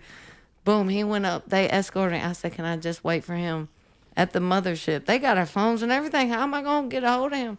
Yeah. And then they was like, you can wait just for him. As soon as he gets off, you got to go. So then I asked him, I'm like, I fucked the whole joke up. My main joke, we had 3 minutes. I fucked it up. He was like, girl, they was talking about, when they stormed the Capitol. Yeah. Yeah. And he was like, she was trying to make a funny joke. It wasn't funny. Oh. Yeah. That's my accent right there. Oh, well, we're that's... in Austin, Texas. Yeah, right. Yeah. But I mean, the that's Mothership was all right. I mean, not like that. It was... He just gets... Wow, would you waste your whole life to go do that? I've already wasted it once. I'll be damned if I waste it again. I'll just enjoy it now. Well, the whole reason I even mentioned it is because I think that it's good that there's, you need people who are... Not wasted. I didn't waste it. I just mean, Austin. Fuck Austin. You need people who are providing opportunity and genuinely providing opportunity. They are providing opportunity. Yeah, and somewhere like that club, I don't like how the club is so weird about security. That's just something I hear over and over again. It just seems weird. Eat a beef chip. Rovon also had a beef stick in his drawers. Yeah, and they made him pull it out, and we ate it right there. I believe it. Yeah, because everything I hear is they're super hard in security, like crazy. but to the point where it's awkward and weird. But the way that Joe talks about it, and I've never heard anybody complain, it's the highest paying comedy club. It's the only one that like brings people in and tries to give them like a living wage for comedy just to do it weekly. And like, where else can you say if that? If you're there, you've made it. Yeah. Made it. But, and to me, like, I just wish everywhere had places like that. I wish that could be the comedy scene everywhere. But the problem is, you just don't have people doing it. It's just, you just don't. You just need people to step up and do it. One of the highest, like, Joe Rogan's so fucking famous, and he has his pot, and he has all this shit that's like, if people are going to Austin, Texas, they're going to that. They're going to Kill Tony. You know what I'm saying? They're doing these things. Here, we don't got that. The fucking, even if you heard of Laugh Factory, which I shouldn't say all that, but even if you heard of these clubs that's doing all this, if they don't, right, like you said, got no backbone, somebody that's like people trust Joe Rogan to bring in amazing comics into his club because of his podcast and what he does to actually listen. He's not a gatekeeper. He's just he takes, not saying that that's him that judges everybody that comes to his club, but he actually gives a fuck about comedy and not about the goddamn fucking pizza or beer that's getting sent out. Seriously, if he gave a fuck about the pizza or beer, then we wouldn't have got kicked out as soon as we did a 3-minute open set, because they would have been like, y'all want to go to the bar, I don't even think we had the opportunity to order drinks. Seriously. Yeah. They took us in. Like I said, he had to take the beef stick out. We ate that. Boom. Went into this back room. They like checked us in. Went up. We had to line up. This was just for the open mic. Line up in the order we was in and that list they gave us. So I was number 1. Row was 2. Then so on, so forth, 2 rows, so 3, 4, 5. Because when you went up, you had to exit, so then the next person could get out. You feel me? Was it an actual audience? It was decent. Like, not good. Not comics. Like, it was an actual audience. No, it was all audience. Yeah. It was all audience. And I couldn't tell you what floor it was on now. This has been like 3 years ago, but it was good and all, but.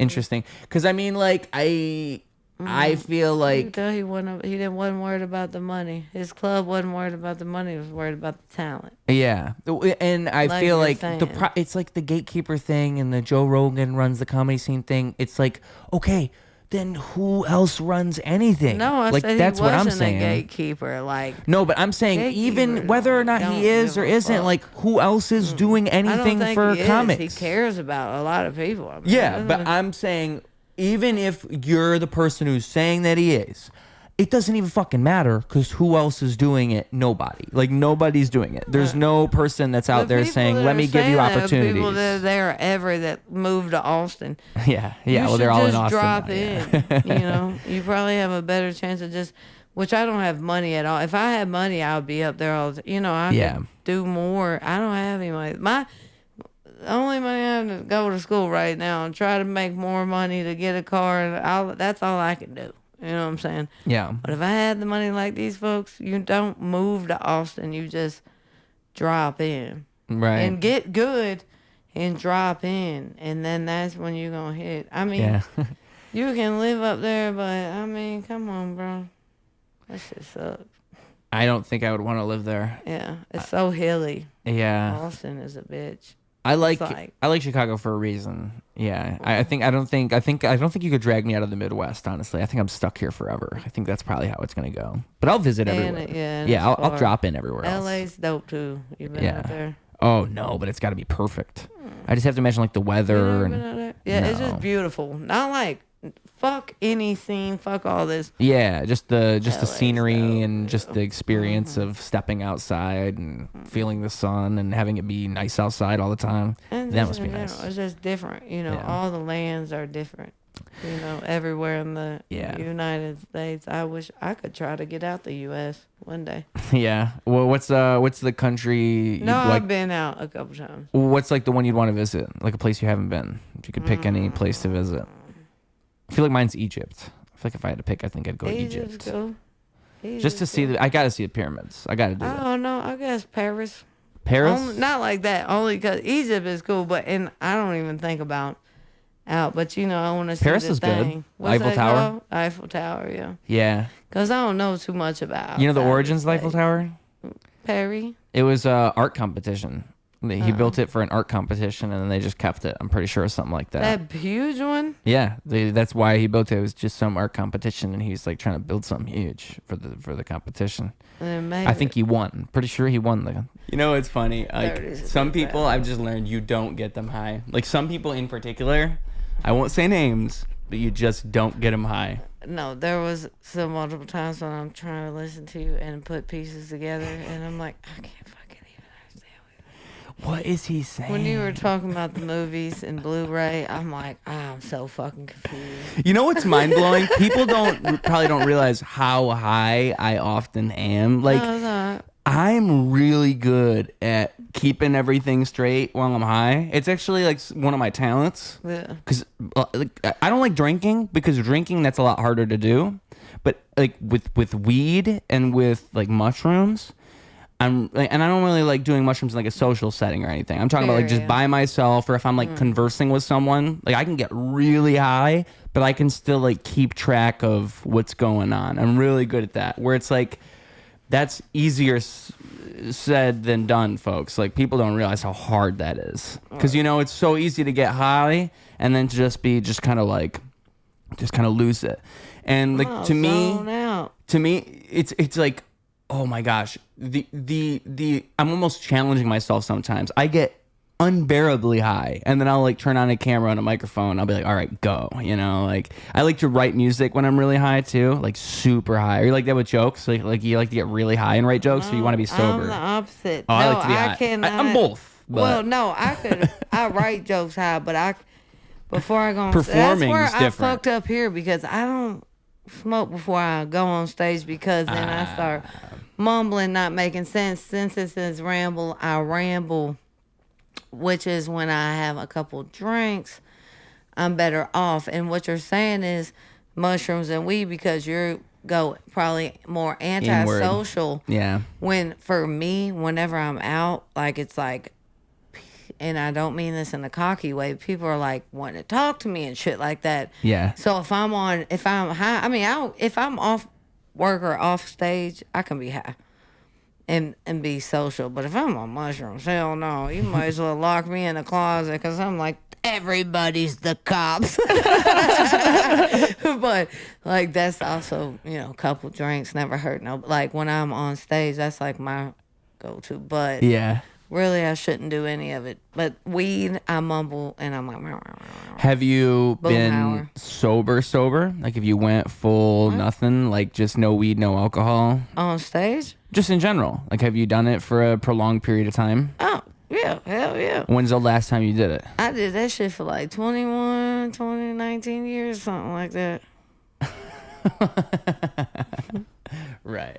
I was sober, baby. I think, probably like up until...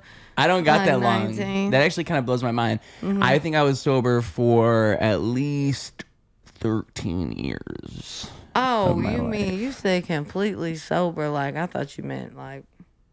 Sober. Yeah, what do you mean? What did you think I meant? Alcohol or something like that. No, I meant like no, because I thought the joke you were making was like the first 19 or 20 years of your life you were sober. That's the joke you were making. Yeah, yes? but not sober like that. But I mean, like more of an innocent sober. No, I mean like no drugs. I mean like not doing any drugs. Like when's the last time you didn't drink, you didn't smoke, you did nothing?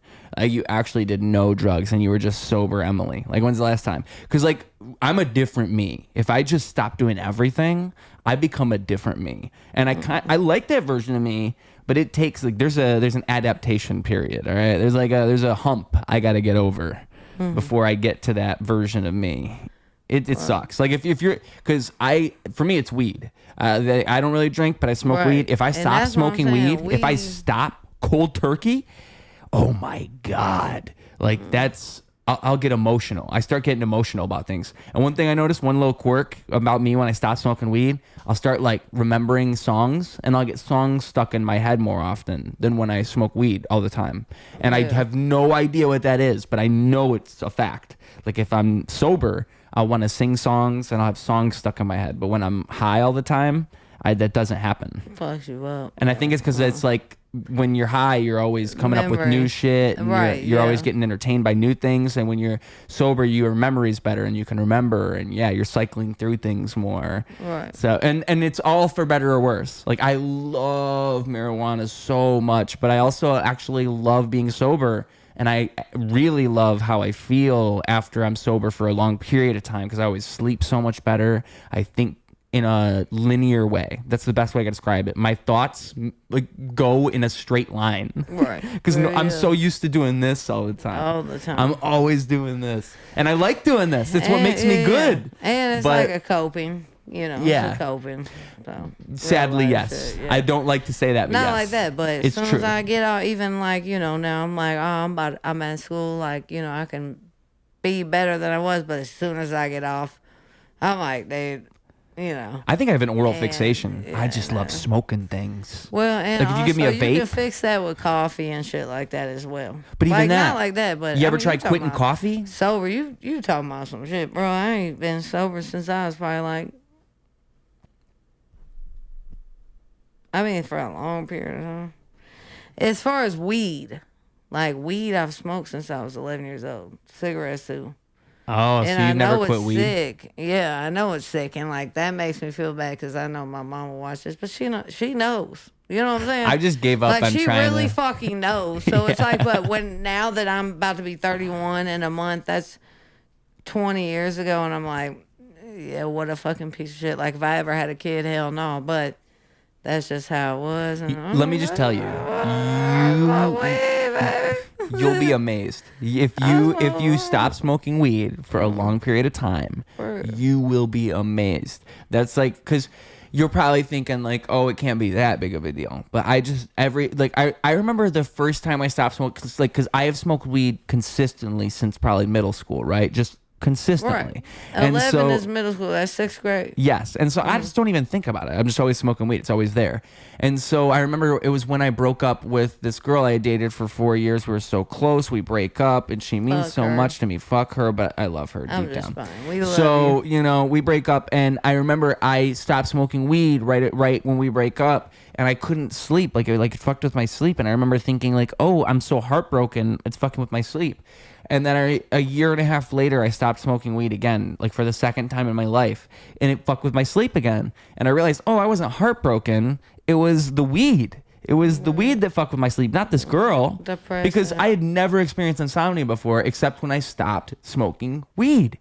And it's because it's just like alcohol, how, you fall asleep better and you sleep better. But really, your body's just kind of lulled into this half sleep. And if you're not drinking, you hear the fan going. And you slip into it really easy. Fucking bitch. I never heard that fucking. Start talking to the fan. Yeah. You hear the cars start going by. But I will never stop smoking weed ever a day of my life. Not one day, not any day. And I will eat edibles. I don't have to smoke it. I can eat it, and that's. Oh well, there's no hope then. Because you're not gonna like it. Yeah, alcohol. I can.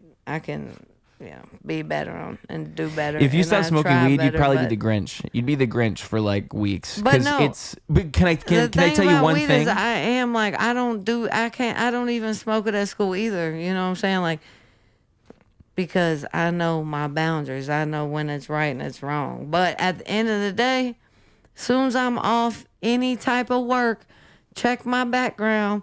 I'm getting high than a motherfucker, period.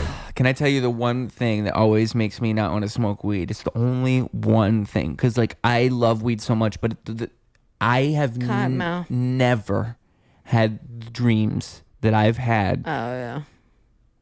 Other than when I had, just stopped smoking weed. Because that's what would happen. It's like you have insomnia. You didn't dream before, it's like your body's making up for lost dreams.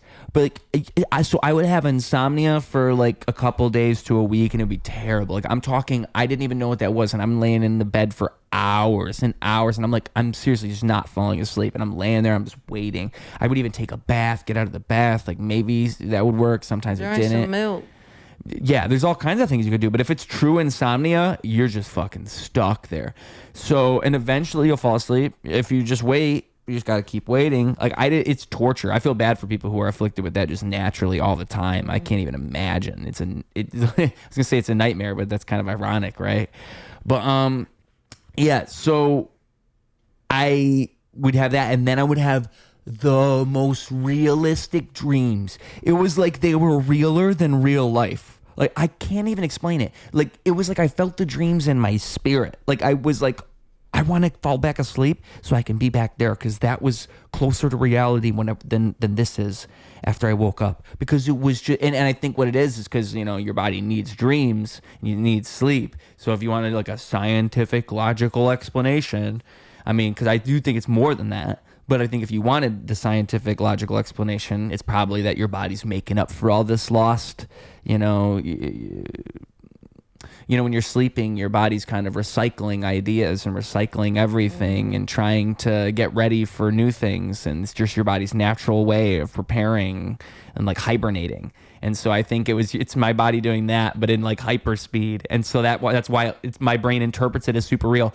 Like there's a certain image that I'll never forget where it's like I'm coming out of I'm in a train, and I'm coming out and I'm looking at a mountain, and it's just so hyper detailed. Like it's crazy. It's like if you had your eyes open, but it looked like one of those like hyper detailed photos where you could see everything on the mountain. Yeah. But that was in my dream.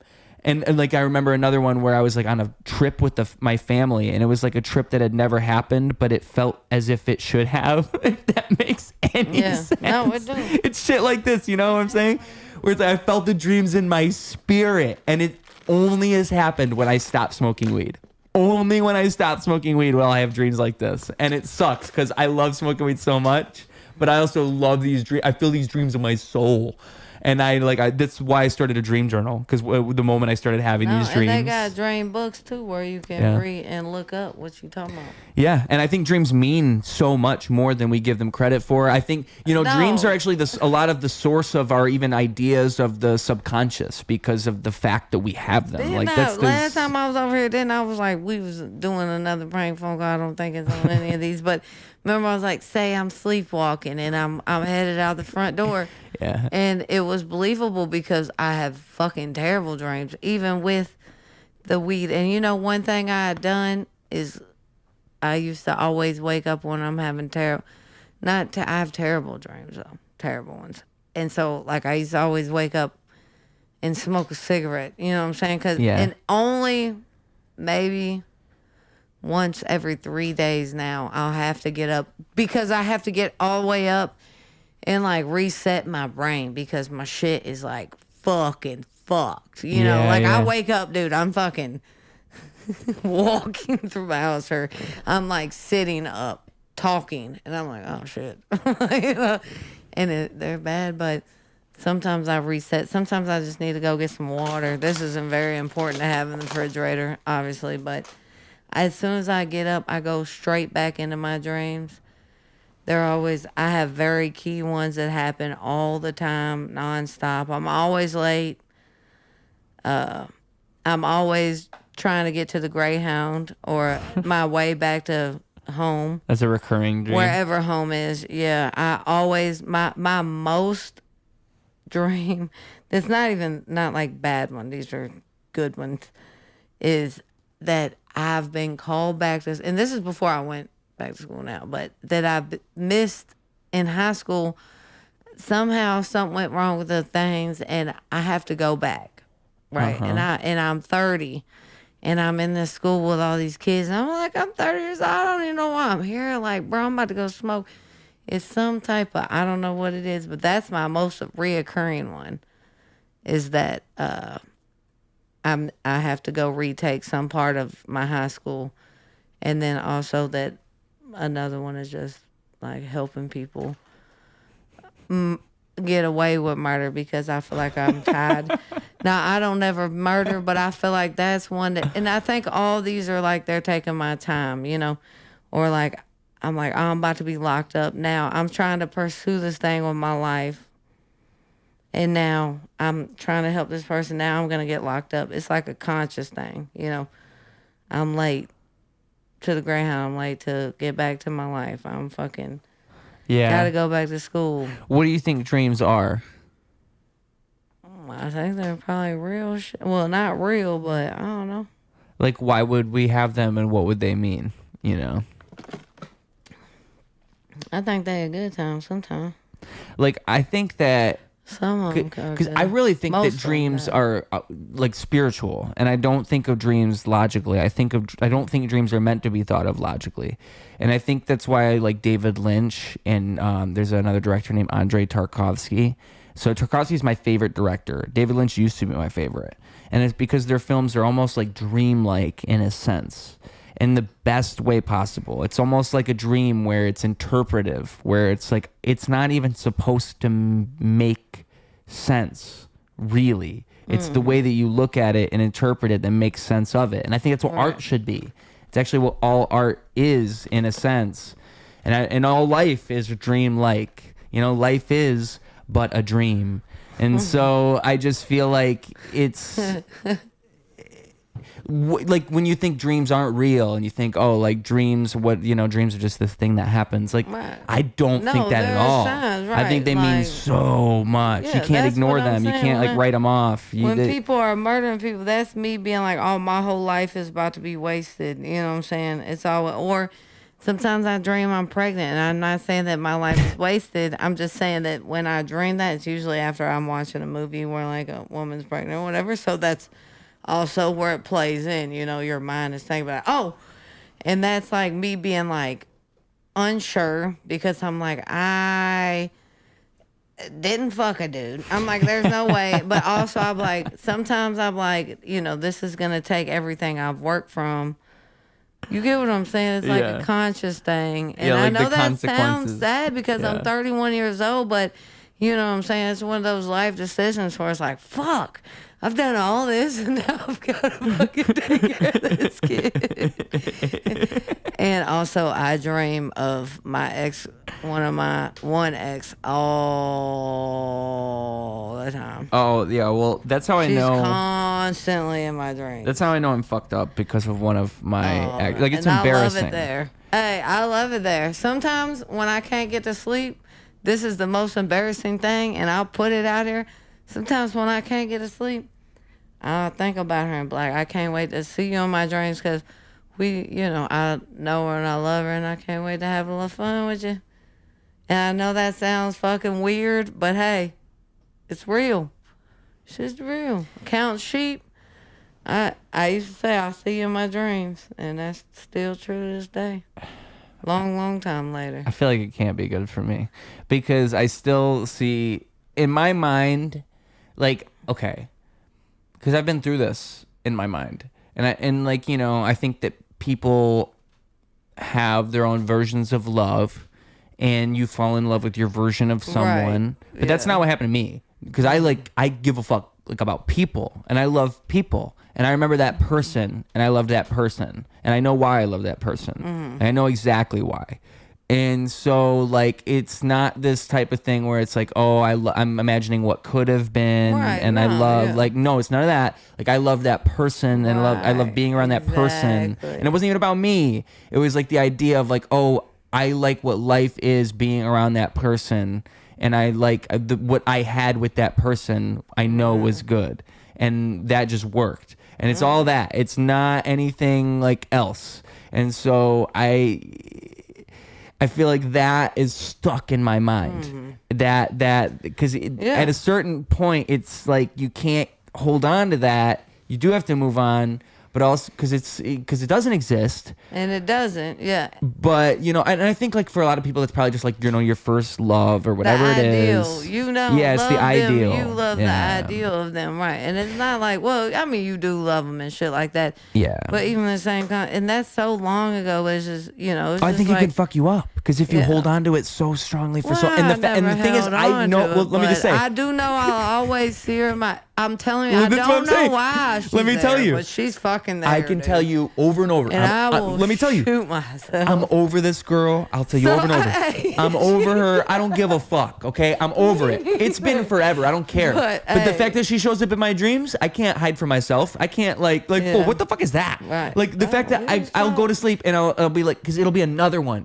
I'll tell you, like within like a month, this will happen to me again. Or it'll be like, oh, it was me and this girl, and you know, I was at her house and I was hanging out with her and we're finally back together again. And I remember every time these dreams happen, I'm thinking, oh finally, yes, the way it's supposed to be. No, we don't be back together. Oh, not for you? No. See, I'm always back together. No, it's always back together. Like that, for me, it's peaches and really sunshine. Not like that. Yeah. Oh no, it's never like that. Dude. Oh, so you have nightmares. For you, it's the night. Tell me, how does it go for you? She's just there. She just be popping up, and her peoples and everybody, you know. But you know what? It's always a love interest for me. Because out of all the people that I've shared, I guess, special encounters with or whatever, she's the only one that cut me off. It was no harm, no foul, I swear to God. You know what I'm saying? But like blocked and like never open. Like, bro, I can call 1,000 ex-girlfriends right now, so that's probably why. And I'm just saying, not like call them and say I miss you, but call them and say, hey girl, what's up? How you been? Like, same. We're lesbians. Like, for me, it's the exact same. But it's the exact same. Well, you know why it frustrates me? So maybe that's why she recurs, because it's the only person that cut me off completely for no reason and not like that. And I understand, you know, you need to move on. But what I'm saying is just, so that's probably some type of something in the back of my head. Yes. That makes her, and I'm telling you, because I thought we were gonna be friends together. Yeah, I don't know if you had this idea, but I always thought like we would be friends. Cool. In my mind, that's how. Cool as fuck. That was like, what are you talking about? We cool. Yes. Well, in my mind, it's like if you're with somebody for a long time, you always keep in touch. Like you always know each other. I'm not dead, so it feels like and you're not dead, but you know. Yeah, at some point, like, because for a little, and I think she did it to protect herself, but for a little while, we would talk to each other. Okay, and that's and I'm a woman, and yes, that's exactly what it is, but I just, But it hurts. It hurts. Because in my mind, it was always going to be... cool than a cucumber, bro. I'll be out here. We be talking You could do anything. Yeah. I just want to know you are happy and you exist and your life's going good. Like, because I care about you like I would care about anybody who's been a friend of mine for... Like, like you're one of my closest friends in my mind. That's why it's so frustrating. Because it's like this unclosed loop in my mind where... I've even I've texted her every now and then, and I feel like to her it's like I just come off as ex-boyfriend. But to me it's like no, we just knew each other, we were so close, and I thought that was gonna matter more to you. Right? Yeah. But I don't know what you're right. But yeah, you can't be over it. But I mean, like over extensive with it. Well, it's just you can't be the person that holds on. I called one of my other ex-girlfriends the other day, and it was a big fucking emergency that was going on. And I was like, I need to get a hold of somebody else. I knew she had the number, and I called and it went straight to voicemail. I was like, damn, she got me blocked. But I knew she didn't. She would never. But maybe she had another circumstance where they were like, oh, you need to block. You know how other relationships can work. And so she called me the next day. I was like, you got me blocked. I said, you got me blocked. She said, no. I have my phone on Do Not Disturb. You have to call twice to get through. Oh my God. I fucking hate 2026. It did say that, but I didn't know. And that do make sense. But I'm like, I would never call you unless it was an emergency. Because she's from my hometown, so I needed somebody's number. Well, if I called someone and the first time it didn't ring, I wouldn't call back. I know. Bitch, I don't want you back. Yeah. I'm not fucking calling you twice. Yeah. All right, so I got a dream journal pulled up right in front of me. I wanted to see if I got anything good. So I rolled the dice. We're going to see what we got. This could be embarrassing. At work, I am working hard. So so let me tell you. I'm trying to type it in as fast as I can when I wake up because I'm trying to get it all and all the details because you don't want to lose anything. Sometimes you remember as you type it, okay? This is that's a whole nother podcast. All right, here we go. Dream journal. Yeah. You'd expose your psyche if you told everybody your dream journal. All right, at work, I am working hard. I am hungry but don't have any time to get food. There is a bowl of the grilled chicken they use for sandwiches. It is sitting out in the food window, and I think it is extra, but don't want to get yelled at, so I don't eat any. Eventually, I do, and I eat a piece that looks exactly like a chicken in its shape. Dude, my dreams are awesome, bro. My dreams are like sketches, dude. A big ass chicken? Oh my God. Dude, my dreams are crazy. I try to tell people my dreams are crazy, but the only way I could show you. I talk with Caesar, my boss, in the back. When it comes time to leave, I see one of my coworkers and a few others waiting in a large parking lot. They're all going to ride together. Interesting. Okay, second dream. This is the same night. These are all the same night. With mom and a couple others at marijuana edible store located somewhere. It's designed like a candy shop. I think you could smoke while there, or they offered samples. Browsing for a while, but they said they're about to close, sounding disappointed in us, and I don't want to leave without buying something. I am looking at the stuffed animals. Dude, this is crazy, bro. I don't read these back ever. Like, this is my first time ever reading this. I am looking at the stuffed animals and see that they're buy one, get one free, and ultimately decide against getting one until my mom decides she wants one, in which case we both get stuffed animals. So you just try and tell me, by the way, if you have any interpretations in any of these dreams, because I couldn't tell you what the fuck my dreams mean. Like, I really don't know. Okay, here's the third one. Was waiting on mom or someone else to come pick me up, but was offered a ride. Figured I could tell her where I am when we pass another and save time. At first, this ride was a bus, but it turned into a car. Now, being driven home in someone's car with a couple other people, they say something about their driving record. They are driving quickly in the snow, and I'm nervous that we might get into an accident. The driver continues chatting with the individual in the front passenger seat. We drive past a car that must have ran head-on into a Cybertruck. The Cybertruck looks barely damaged, but its lights are blinking. We keep driving until we are simply on ice with no clear destination. Like, what the fuck is that? What is that dream? What the fuck does that mean? And I thought I was gonna go into this shit to be a psychiatrist in a way. I don't know. Into clear eyes. Dude. See, that's what I'm saying. Like, I feel like my dreams are wild. My shit be They're different crazy. than that. My shit. Your dreams sound. Well, you said your dreams are scary. Another. Your shit make perfect sense. Wreck Cybertruck. Do my dreams make sense? Like, it's different to be like you in front of fucking snow and then all of a sudden you was at the beach. So if you were to like write down your dreams, you're just more freaked out in life, you know. Well, okay. So are your dreams more like just random? Maybe you're like regular, like you have more. Maybe your life too regular. You know. Yeah. To where you dream of regular ass scenarios and shit. So your scenarios aren't regular. So what do you? Right, what? Maybe you need to get out and live your life more. What do you do? Do you work still a job at a restaurant? Yeah, but what scenarios? Food like in the bowl, and you don't want to get yelled at. So that's like you fucking hate your job. Yeah. Then you're they yell at me for eating food. Yeah. And then you're. Yeah. Do you get your mom doesn't live here in Chicago? No, so but I had a lot of dreams about my mom. She's a recurring character. That's like a security net. Well, I just love my mom. Yeah, I mean, right. come on. And that's she's coming to pick you up. Yeah. Yeah. Right? Yeah. And then you're riding through, then all of a sudden you're in this random people's car. A fact of unsecurity. Yeah. They're talking, you're in the snow, you're feeling scared. Then all of a sudden, there's a truck wreck, a cyber truck. Yeah, I don't know what the cyber truck was. But it don't matter. That's probably something. And then you just going into death, basically. White. I'm just playing. You might be right. I'm seeing a lot of death. No, I'm just. They wrote me tarot cards the other day, and they were like, "Nobody's ever had a horse by the water. That means you die." But no, it's probably, I think a lot of things are insecurity and, freedom.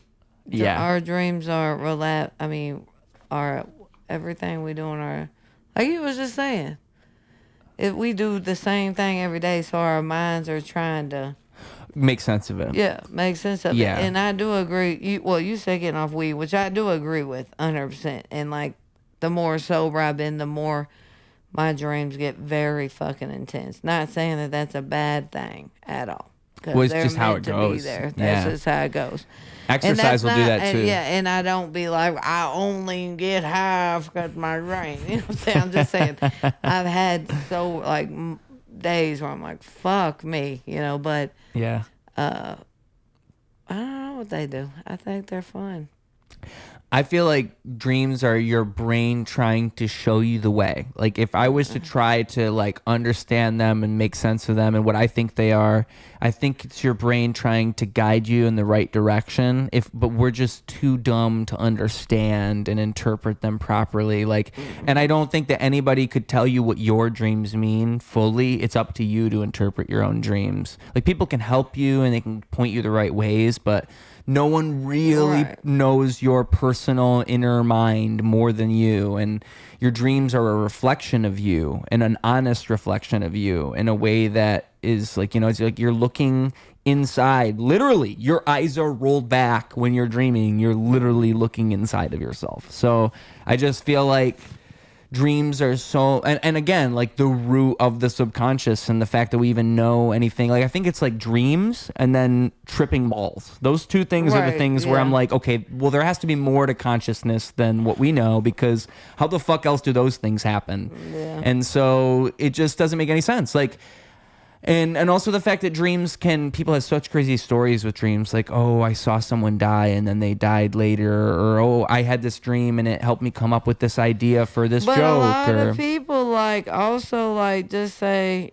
that you said your dad passed. Yeah. Yeah. You don't see him in your dreams, do you? Sometimes. Every once in a while. Yeah. When he passed away, I did a lot. But really, yeah. Because I was going to say the opposite what I've heard from people, which not like that, but sometimes it takes longer. Like they anticipate, just kind of how I was like, I'll see in my dreams just because I know she's coming. You know what I'm saying? Yeah. For no reason, I just know she is. Yeah. Okay, but some people anticipate and like I hope, Yeah. not I will, but I hope. I can't wait to see them, and then they wait, and then they have those dreams every once in a while, and they're like, why are you hugging me so long? Well, because my alarm clock's about to go off. Type shit. So, yeah, I've just heard both ways on that. I was curious on that. Dreams are so weird because I really think that everybody dreams differently too. Like, I really think it's not the same for everyone. Right. And it really, like how you said how your dreams, I think like it sounds as if your dreams have less cohesion and less of a narrative than mine. Like your dreams are more random things happening one after another, whereas my dreams are more like a story where this and this and this. This is very specific, and I can't believe I was just thinking about this, but the other day there was this little dog, I'd be talking, it was a baby ass dog, bro. Yeah. And I was like, I'm about to pet it, and then I don't know who it was, but it was on top of, I'm like, you on top of this little puppy dog, and then I grabbed it, and then all of a sudden, its motherfucking claws, it was like a damn fucking hamster. You know how they have, but it had like these web, and I was like, and I hate the feeling of like rats, like rodents. Uh-huh. My brothers use that, oh, and me I too. I don't like that, and that, what I'm talking about, their claws. I don't like that. They're not, but you just want to whip it off you. Yeah, and not like that, but then it was like the cutest thing. Then it was like this fucking Furby looking fucking, and its claws was attached to me, and I was trying to like peel it off. But that was just an example. Yeah. This is a dream, not real life, of course. This is a dream, yeah, real life. And, all right, now go back, but you was like, that's a real life of like how shit goes from one thing to another. Yeah. Very specific. I'll never forget. And then I was like, what the? I was trying to protect it, then all of a sudden it was like. Yeah. And so, what does that What does that mean? Well, it probably means you don't like little furry fucking things. That's probably what that means. I could figure that one out. I was trying to think of one because you can't think. I mean, well, that's why I keep the journal. I mean, I really need a physical one because I'm just relying on my phone. But I just like it because it actually would take longer to write it out. So I can just type it on my phone really quick when I wake up. And I like being able to capture that stuff because you don't know what it means at the time. It's just like any art, anything you ever do ever. If you record it, you never know what the fuck it means. And then you look at it 5 or 10 years later, whatever it is, and you're like, oh, like things were so different then. Like I was different, things were different. And like for me, that's why I love looking at my old music. I don't know if it's like that for your, like looking back at your older comedy where it's like, oh, I was just a whole different person. Because it's almost nice to know that you've changed. You know, it feels good. I know it do, and that's why I need to put out a little special. Cause hell yeah, old. Where the fuck is it? Where's the special? Where the money at? You got any like? Not like that they have to pay me. I have to pay to do it. Right. You know, not. I don't mean like where the money at. I mean like that's a whole nother ball game. Well, what's the vision though for your special? Like, how do you envision it? Because if you have like a budget, like how what do you think? I would like to have a microphone. That's a good start. Yeah. A stool, probably. People in the crowd. Glass of bourbon. And I'm about to do 2 45 minutes or 2 hours. What's the venue? Wherever, but I know you can rent out like places. We're not gonna get all that. You don't have like an ideal, like if I were to film my special. I mean, obviously, if I was gonna do it, I would probably do it like the Lodge and then remake the background like kind of like Keith did. Nice. And make it look different than the Lincoln Lodge, but only because you could buy that out. But honey, I ain't got no money. That's why I'm going to barber school. To make money. I don't think a lot of comics make money. I think it's actually like no, I think well it's like we were saying earlier about like viral not meaning anything. Yeah, but some people got the means to do that, and that's why I'm going to make the means to do that. Yeah. But unfortunately, 19-year-old Emily and 31-year-old Emily's a little different, so it'd been nice. Well, will be nice to get a little shit off my chest. Let some shit go so I can go into my next era. You know what I'm saying? Yeah, well, that's what a special because is. I got a whole bunch of bullshit about how I'm an idiot and all this stuff. Yeah. And now I'm like in fucking 9 to 5 school. Like, come on. You know what I mean? Yeah. I don't figure it out. You're asking me too many questions. I've only had one Hot Pocket to eat all day. And I ain't even on that. I got to go. Well, you know what? I think that's right about our time limit. We said like half an hour or 40 minutes. I think that's just about it right there. What time is it right now? I don't know. Let me If see. you look at the camera, I constantly keep looking up there because I look over trying here. to find where the time was. Your camera's right there. There's no time for you to. No, not the I should put a camera. clock in here, shouldn't I? No, not the camera. I'm talking about the screen. I was looking at the screen to see if the time. No, but that's what I'm saying. There's no clock on there. I know, and I didn't want to be rude and look It's 9:21. You said 9:15, didn't you? Isn't that the time you said before? Well, we got 9 minutes. 9 minutes. You didn't bring up the last 2 reasons why I make a good wife. If it had to be 3. If I'm running a good podcast here, I like to stick to the basics, and you only said 1. Yeah. Thank you for you're a great podcast host. You go ahead. You're excellent. That should be reason number 2, right? Yes. You can make but I'm not gonna use that because that's a cheat reason. I want to give you real ones. So okay. Reason number 2, I feel like I started to say this earlier, but I never said it. You're like a real person, and what I mean by that is it's like, and I might have said this to you before, but the people I like the most, like the comics I like the most, the performers I like the most, it's always the people who I just get like a feeling of reality of like, oh, this is what they're supposed to be doing. This is genuinely them being themselves, following. Like they must have figured out one day, this is a good way for me to be myself, is to apply it to this and do this. And the people who are the best are always that. They're just so excellent in whatever thing they do. And it's because they're themselves. And so someone like you, there's a few comics in the Chicago comedy scene, and I mean that, where it's like only a few where I just get a sense of, oh, they're just somebody I gravitate towards. Like, I like them, and that's why... And also, that's who they bring to the stage. Like, that's my whole point. They're not putting on a show. It's not like they're being fake and, like, they're giving me something different, and as soon as we turn the camera on, it becomes this thing. It's like you are literally just what you are. And I try to be like, all right, pause. All right, when I come back, I got to be this thing. And then I'm like, Yeah. You can't help yourself. I'm like, I gotta get on. I'm like this, Yeah. melting more into the couch as we speak. No. I said I needed to get professional. I'm like, It's so funny. Like, professional Emily is funny. I'd like to see you like wearing a suit, like actually doing it, like going full professional. Yeah, no, but I mean like, like business, like, okay. See, there you go. There you go. Okay. Well, when you're not slouched over on the couch melting like lava, it's a little bit different, Are you getting like is there a bow tie or something in there? You're pulling something out. no, where am I? Complete the suit. It must be in there. Damn. Was the bummer. They better not get my shit. Folks. It might have fell out. Yep. Someone stole fucking everything out of that I was bag. gonna get my smock out for school, but you know what? I might have left it on the counter.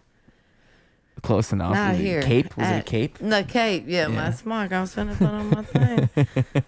I forgot what you were talking about. What you Oh, my third give me compliment my now. butterflies. So the third compliment would be okay, so right there, like even just the fact that you would suggest complimenting and you would compliment.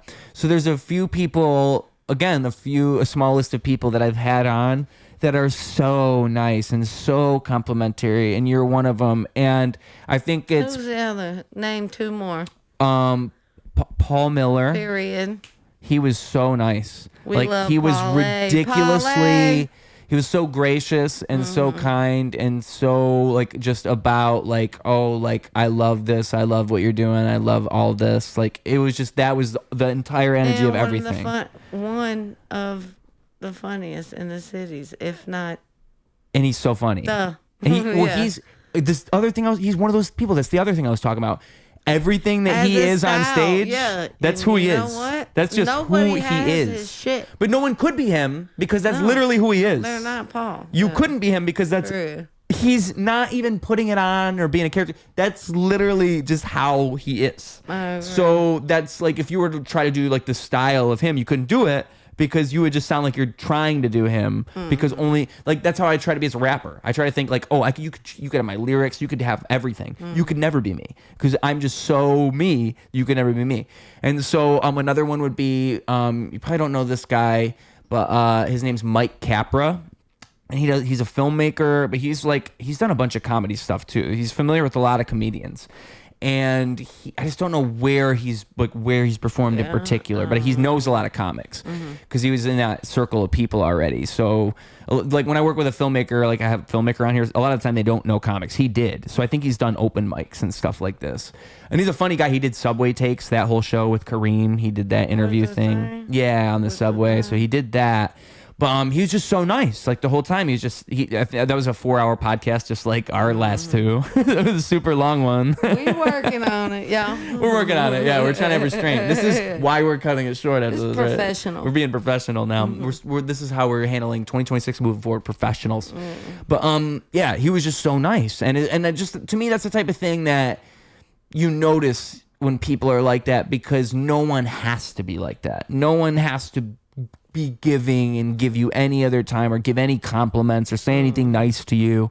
And when people do and they go out of their way to do it, to me, it sticks out. And I think it's like one of those things that we all could be better at, even me, where it's like, you write that stuff off in your mind, like, oh, they said something nice. That was nice to them. But it's like, you have that power. You can always say something nice to somebody and change just by saying, oh, I like that shirt you're wearing. Like, most people don't hear that. Give the compliment out loud. Yep. Yeah. Love out your loud. shoes, Yeah. dude. People work to get those shoes. People work to get, shirt or this or that. The hat. Love the hat. Whatever. Always say the compliment. Because you don't know what it means to the other person. Like, you just have no idea, and you could never 100%. know. Yeah. And when I got out of that I still work at Potbelly's only one day a week, but when I got out of that job, what I was saying was the confidence thing, and I got sidetracked earlier. Yeah. Because I got to walk outside and not have the same pair of work shoes. Like the bum ass, smell like onions, stained up shirts, fucking oil, all this shit. And people were complimenting me and be like, I love your shoes, on the nice hair. And it's like, because I don't have to wear this hat or whatever, Yeah. And so always say the compliment out loud because you don't know that could be that first person's first fucking day walking into something brand new and all I could think about, I called my mom. You were asking that question. Who do you call? I called my mom, and I was like, in my hair, like I really don't know how to do it outside the hat. When as soon as I walked into the classroom, they was like, "Are you sure you're here for barber school? You should be in cosmetology school." I'm like, "Y'all don't know me yet," and then now they do. They're like, "You should definitely be here if not." Back at Potbelly, motherfucker, because you gotta be somewhere. Yeah. I always say the compliment out loud. It And, makes well, people and feel I good. think that I would even add to that to say that recognize like the power of words, right? And like what you say. Because I think people write that off too. Just the power And of good what morning. Yeah, good. Just any words at all. The words you say to yourself in private, in your mind, even that. Like just the way that you think. Affirmations, yeah. Like it's all. Everything starts with words and the way you talk about things. And I don't think people really. I think people just the way about life. It's the way that you would exist. It's not worth overthinking everything. So you just go about existence. And so why think about thinking? Why think about the way that I think? But it's like, I think that the words you use matter so much. I try not to say anything hateful. I do my very best to always phrase things in such a way. If you ain't got something nice to say, Don't say nothing, yeah. But I will admit, I do. Every time I say something mean, I always feel dirty afterwards. It's like, yeah. oh, my mama didn't raise me to be like that. or even if you sometimes have you ever like not meant to say it that way, but it comes came off out like bad? that, yeah. And then you're like walking away, you're like, God, this fucking. I talked to this stranger, Like and an I asshole. said something, yeah. Yeah. The other on Monday, this girl fell in the middle of the street, but she got right up, and she was like a heavier set woman. And I said, I said, if a car was coming, I would have ran to save you. What I meant, which comes, I was like, well, first I said, are you okay? Yeah. Then I said, if a car was coming, I would have ran to save you. But in my head, what I meant is like, girl, I saw you fall, and I know you looked around and nobody else. You didn't think anybody saw you, but I did. And I did ask, are you okay? And like, I would have helped you, but I knew you were in a very embarrassing moment of your life because you had to get up from this fall. You ever fell? Yeah.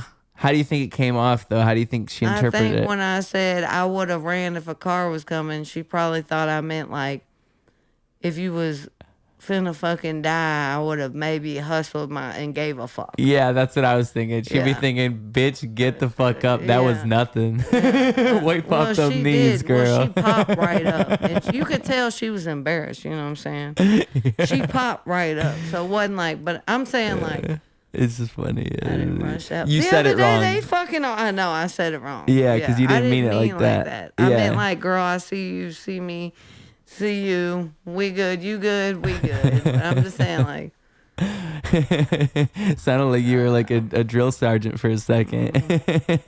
now drop down, give me 20. Off your knees, soldier. All right. Get me off here. I only have one hot pocket. I gotta go. Ruse. All right, so you know how the show ends. We actually kind of already got started. We The finna advice do for a the children. freestyle? The show's for kids. Oh, I mean, you want to thought we was gonna freestyle? do We freestyle. could actually freestyle instead. No, I'd do love to see advice you for the rap. children. I thought about No, trying to get you to I'm rap. not I actually had fucking rapping. that. So the fourth time, when we People get her on the think show I the rap. fourth time, because this is three-time, three-peat, fourth time, I'll get her to rap. That's a promise. And I really do gotta go, and I hate to say that, but I really gotta Yeah. go. Otherwise, Fuck she it. would have did 5 hours. She would have beat her record.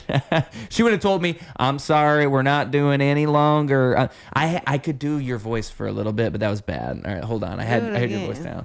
Say something. Say, Ruse, welcome I'm to sorry, Potbelly. but this time we are not doing 5 hours. I only had one hot pocket today, and I'm serious. My mom called me, and I gotta call her back. And can I actually smoke this cigarette? Hang on, it'll only be 5 minutes. And then I need another one. That'll be 10 minutes. Plus this third one, that's 15 minutes.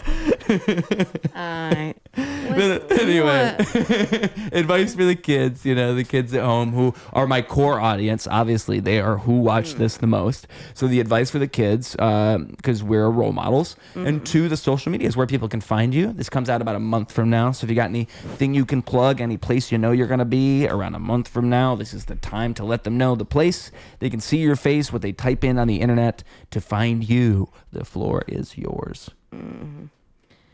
Well, my advice for kids, seriously, is I know school is a little 6, 7 right now. It doesn't seem like as important as it was before, but school's not all about learning, math. We get it. You got ChatGPT. School's about showing up every day. You know what I'm saying? Discipline. And unfortunately, life will come and you're going to have a job and you're going to have to show up every day and you're going to work with people you don't want to work with. You're going to see people you don't want to see. But you got to do that. And guess what? You want to drive a car? You got to show up to school every day to drive a car to get your little write-off from school. It's true. Or homeschool. I don't know how that works. But either way, it's about showing up when you don't want to show up. And I think that's my... Well, not to bring it back to me, but I think that's what's got me the farthest in life is just showing up, Whether it doesn't matter if you got 15% or 100%. When you show up, that's automatically a first 100 off the drib. And anything I want to plug? Shit, my IG. No, I'm just playing. What I got? Some shit. I got some shit now. I want to plug my dinner. I'm eating pasta bowl for the 5th night in a row tonight because everybody left their leftovers at my house. Woo! All the out-of-towners. So I've had rigatoni, Alfredo, and now I'm having gnocchi tonight. Love that. What I got to plug? What is today? Wednesday? Today's Wednesday. Yeah. I had 5 shows last week, so this week I got school and then work. Nice. Is that your and plug? A party on school Saturday. and work. Yeah, and then I'm going to a party on Saturday. And You plug your leftovers, school Sunday, and work. I'll probably do a mic. It's just fucking. And then I'll be back at it like crack addict, Book me. Hell. Fuck. Yeah. I'm not here to plug nothing. They not coming. This is about to air. What am I going to plug? No one's today watching this. Yeah. For next week that they going to be to. Well, it's like, you'll be surprised. No, they be watching. I'm just saying, are you going to have it out by next week? No. A month. I told you, a month. So if it's got to be at least a month. Yeah.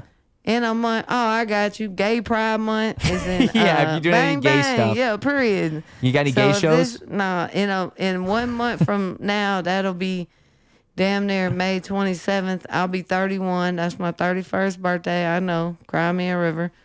Then June is where I'm the most booked because I'm a lesbian, which we didn't get to tackle.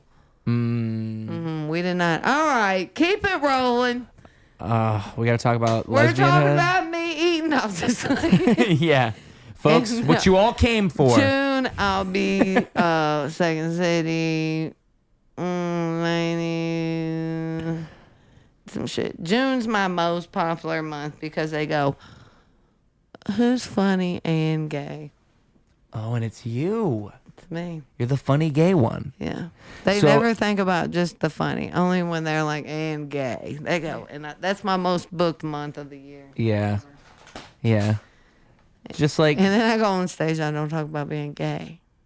Well, sometimes. You gotta. Well, I don't think you have to. I think it's just like to get there. It's really about just getting there. That's what it's all about. It's kind of like a rule to life. That's my advice, by the way, folks. It's my advice. It's Right. not about the content of what you say. No, and it's I about hate when getting people, there. Yeah, and talking about gay is using a crutch. Which, I mean, obviously I am gay, so I have some lesbian jokes. It's my life. But I hate when people, all they talk about is being gay. Well, I agree. And it's like, all right, bro. You know- Nobody else fucking gets this. And you know Like, what? I would extend that. Nobody fucking cares. I would extend it beyond being gay. I would just say if any one particular thing is the majority of your personality, you're probably boring. You're probably just a boring person. And if you that's pick all you any talk about particular for 10 topic, minutes. yeah, and it could be anything. But if it's like it's just all of what you are and everything always goes back to that, you're probably a really boring person to be around. And also where, another crutch, I could be like, and I mean, I do use, and that's what you were talking about earlier when I was like, I wanted to latch in real quick when we got to go. Okay, But yeah. another crutch would be with the accent, as being a redneck. And you were talking about something. Well, you mentioned the Kill forgot Tony thing. Is it relate to that at all? Because they made a joke about something else, made it but like just, like, the accent. No, it wasn't the accent, but relating everything to something. But oh, you were talking. Oh yeah, and how they do that, and I was thinking, well, when I go home, I can't do anything I do up here back home. Oh man, so you know what I'm saying. And then people do that. You were talking about something I can't remember. You just mean like But you playing get what I'm anywhere and like the universality of like killing anywhere when we were having that conversation like that? Well, I can kill it, yeah, but what I'm saying is what I can do up here, Yeah. I'm finna kill because I'll be like, well, how y'all doing tonight? You know, and back, well, anywhere in the South is a whole ball game. That's when my real art comes into play.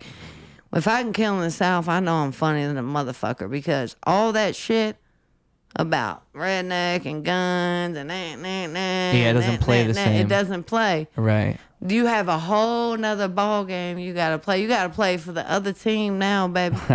And not like that. I'm not saying that I'm like, yeah, but I'm just saying I have to use jokes that are just regular, everybody, family, friends, you know. Because it's the expectations of the audience. Yeah. Instead of making fun of the South, now I'm in the South, and now I have to. They're like, what do you mean? You know, anything, you know, they don't care that I have a gun tattoo. They have a 50 of them. They have real guns.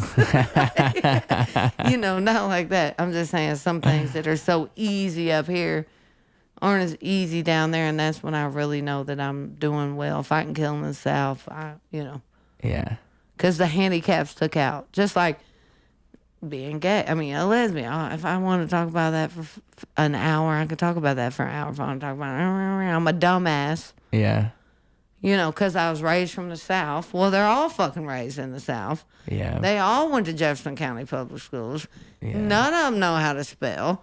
None of them get the joke because it's a phonetic spelling, F-A-N. They're like, what? We don't get it because they don't know how to spell. So now you got to rework shit. Uh-huh.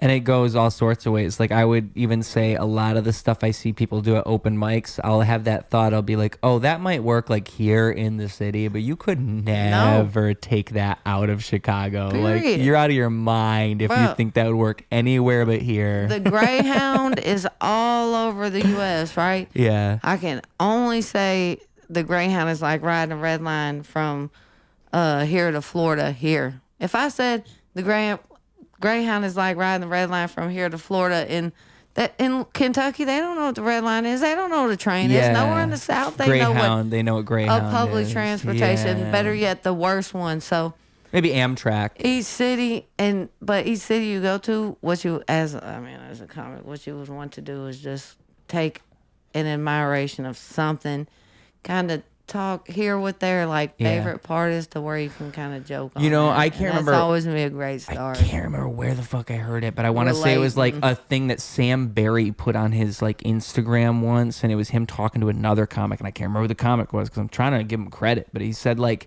if you're going to a new city, then what you want to do is you want to talk to the people in the city, like no matter what city it is. You just want to ask, like it's the store clerk, it's the random people. You want to just ask them random questions like, oh, what's it like living here? So that way when you go on stage, you already kind of know what these people are like and how they...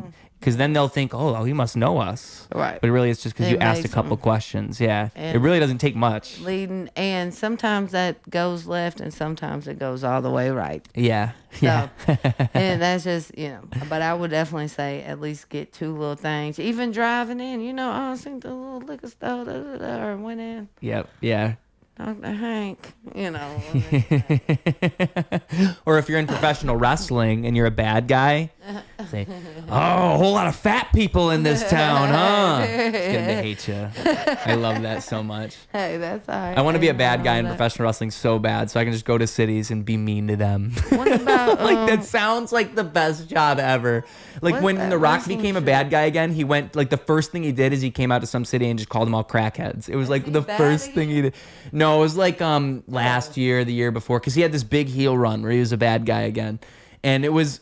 it didn't last. I think they kind of fizzled out. It was the final boss, but when it was happening, it was the dopest shit ever because it was The Rock coming out and cussing out the audience, just talking mad shit. Like he was being mean. Wiener circle. Yeah, like literally, yeah. Saying, you guys probably hang out at Winnie Hut Jr.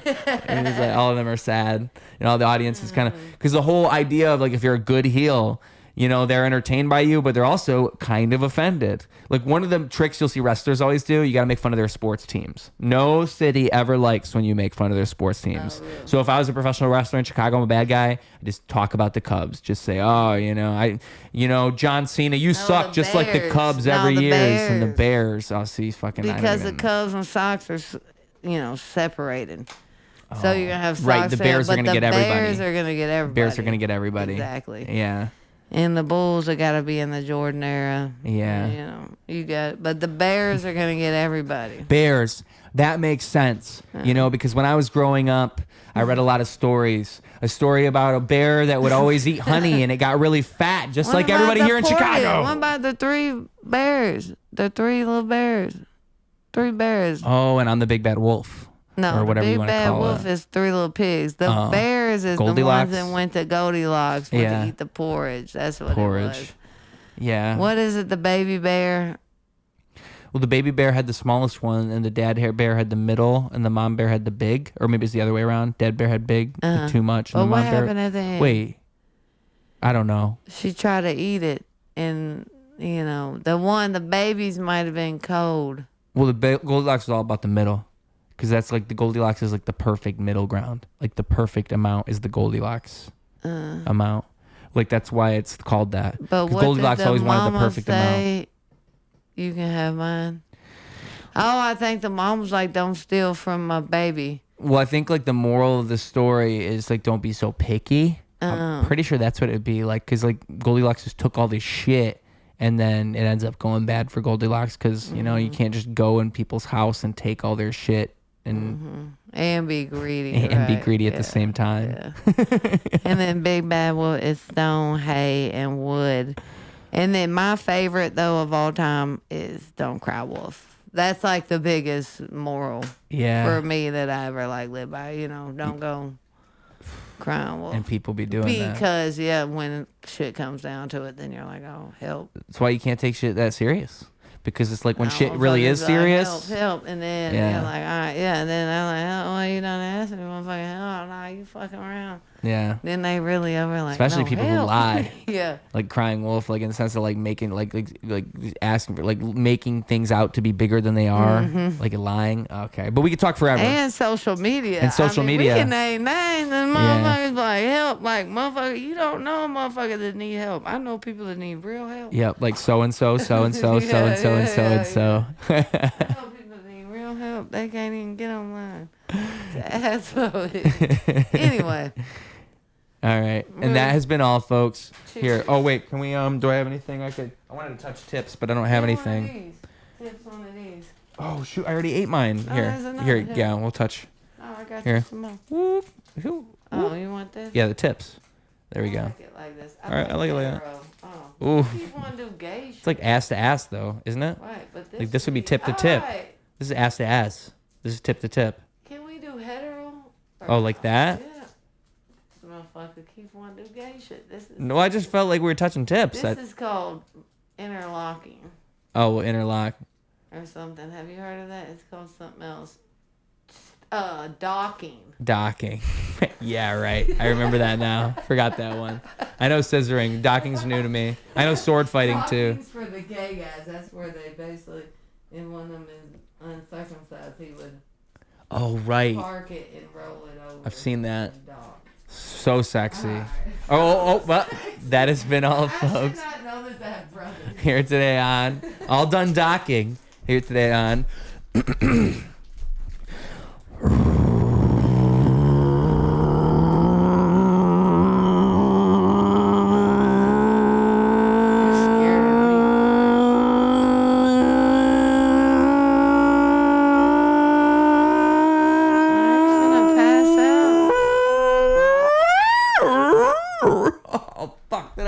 dude, I never fuck it up. People get high like that. I got too into it.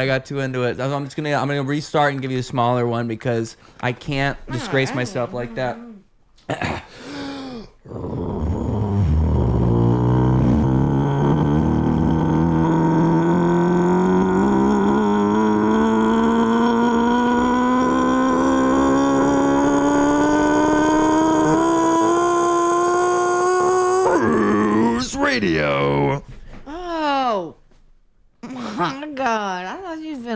pass out.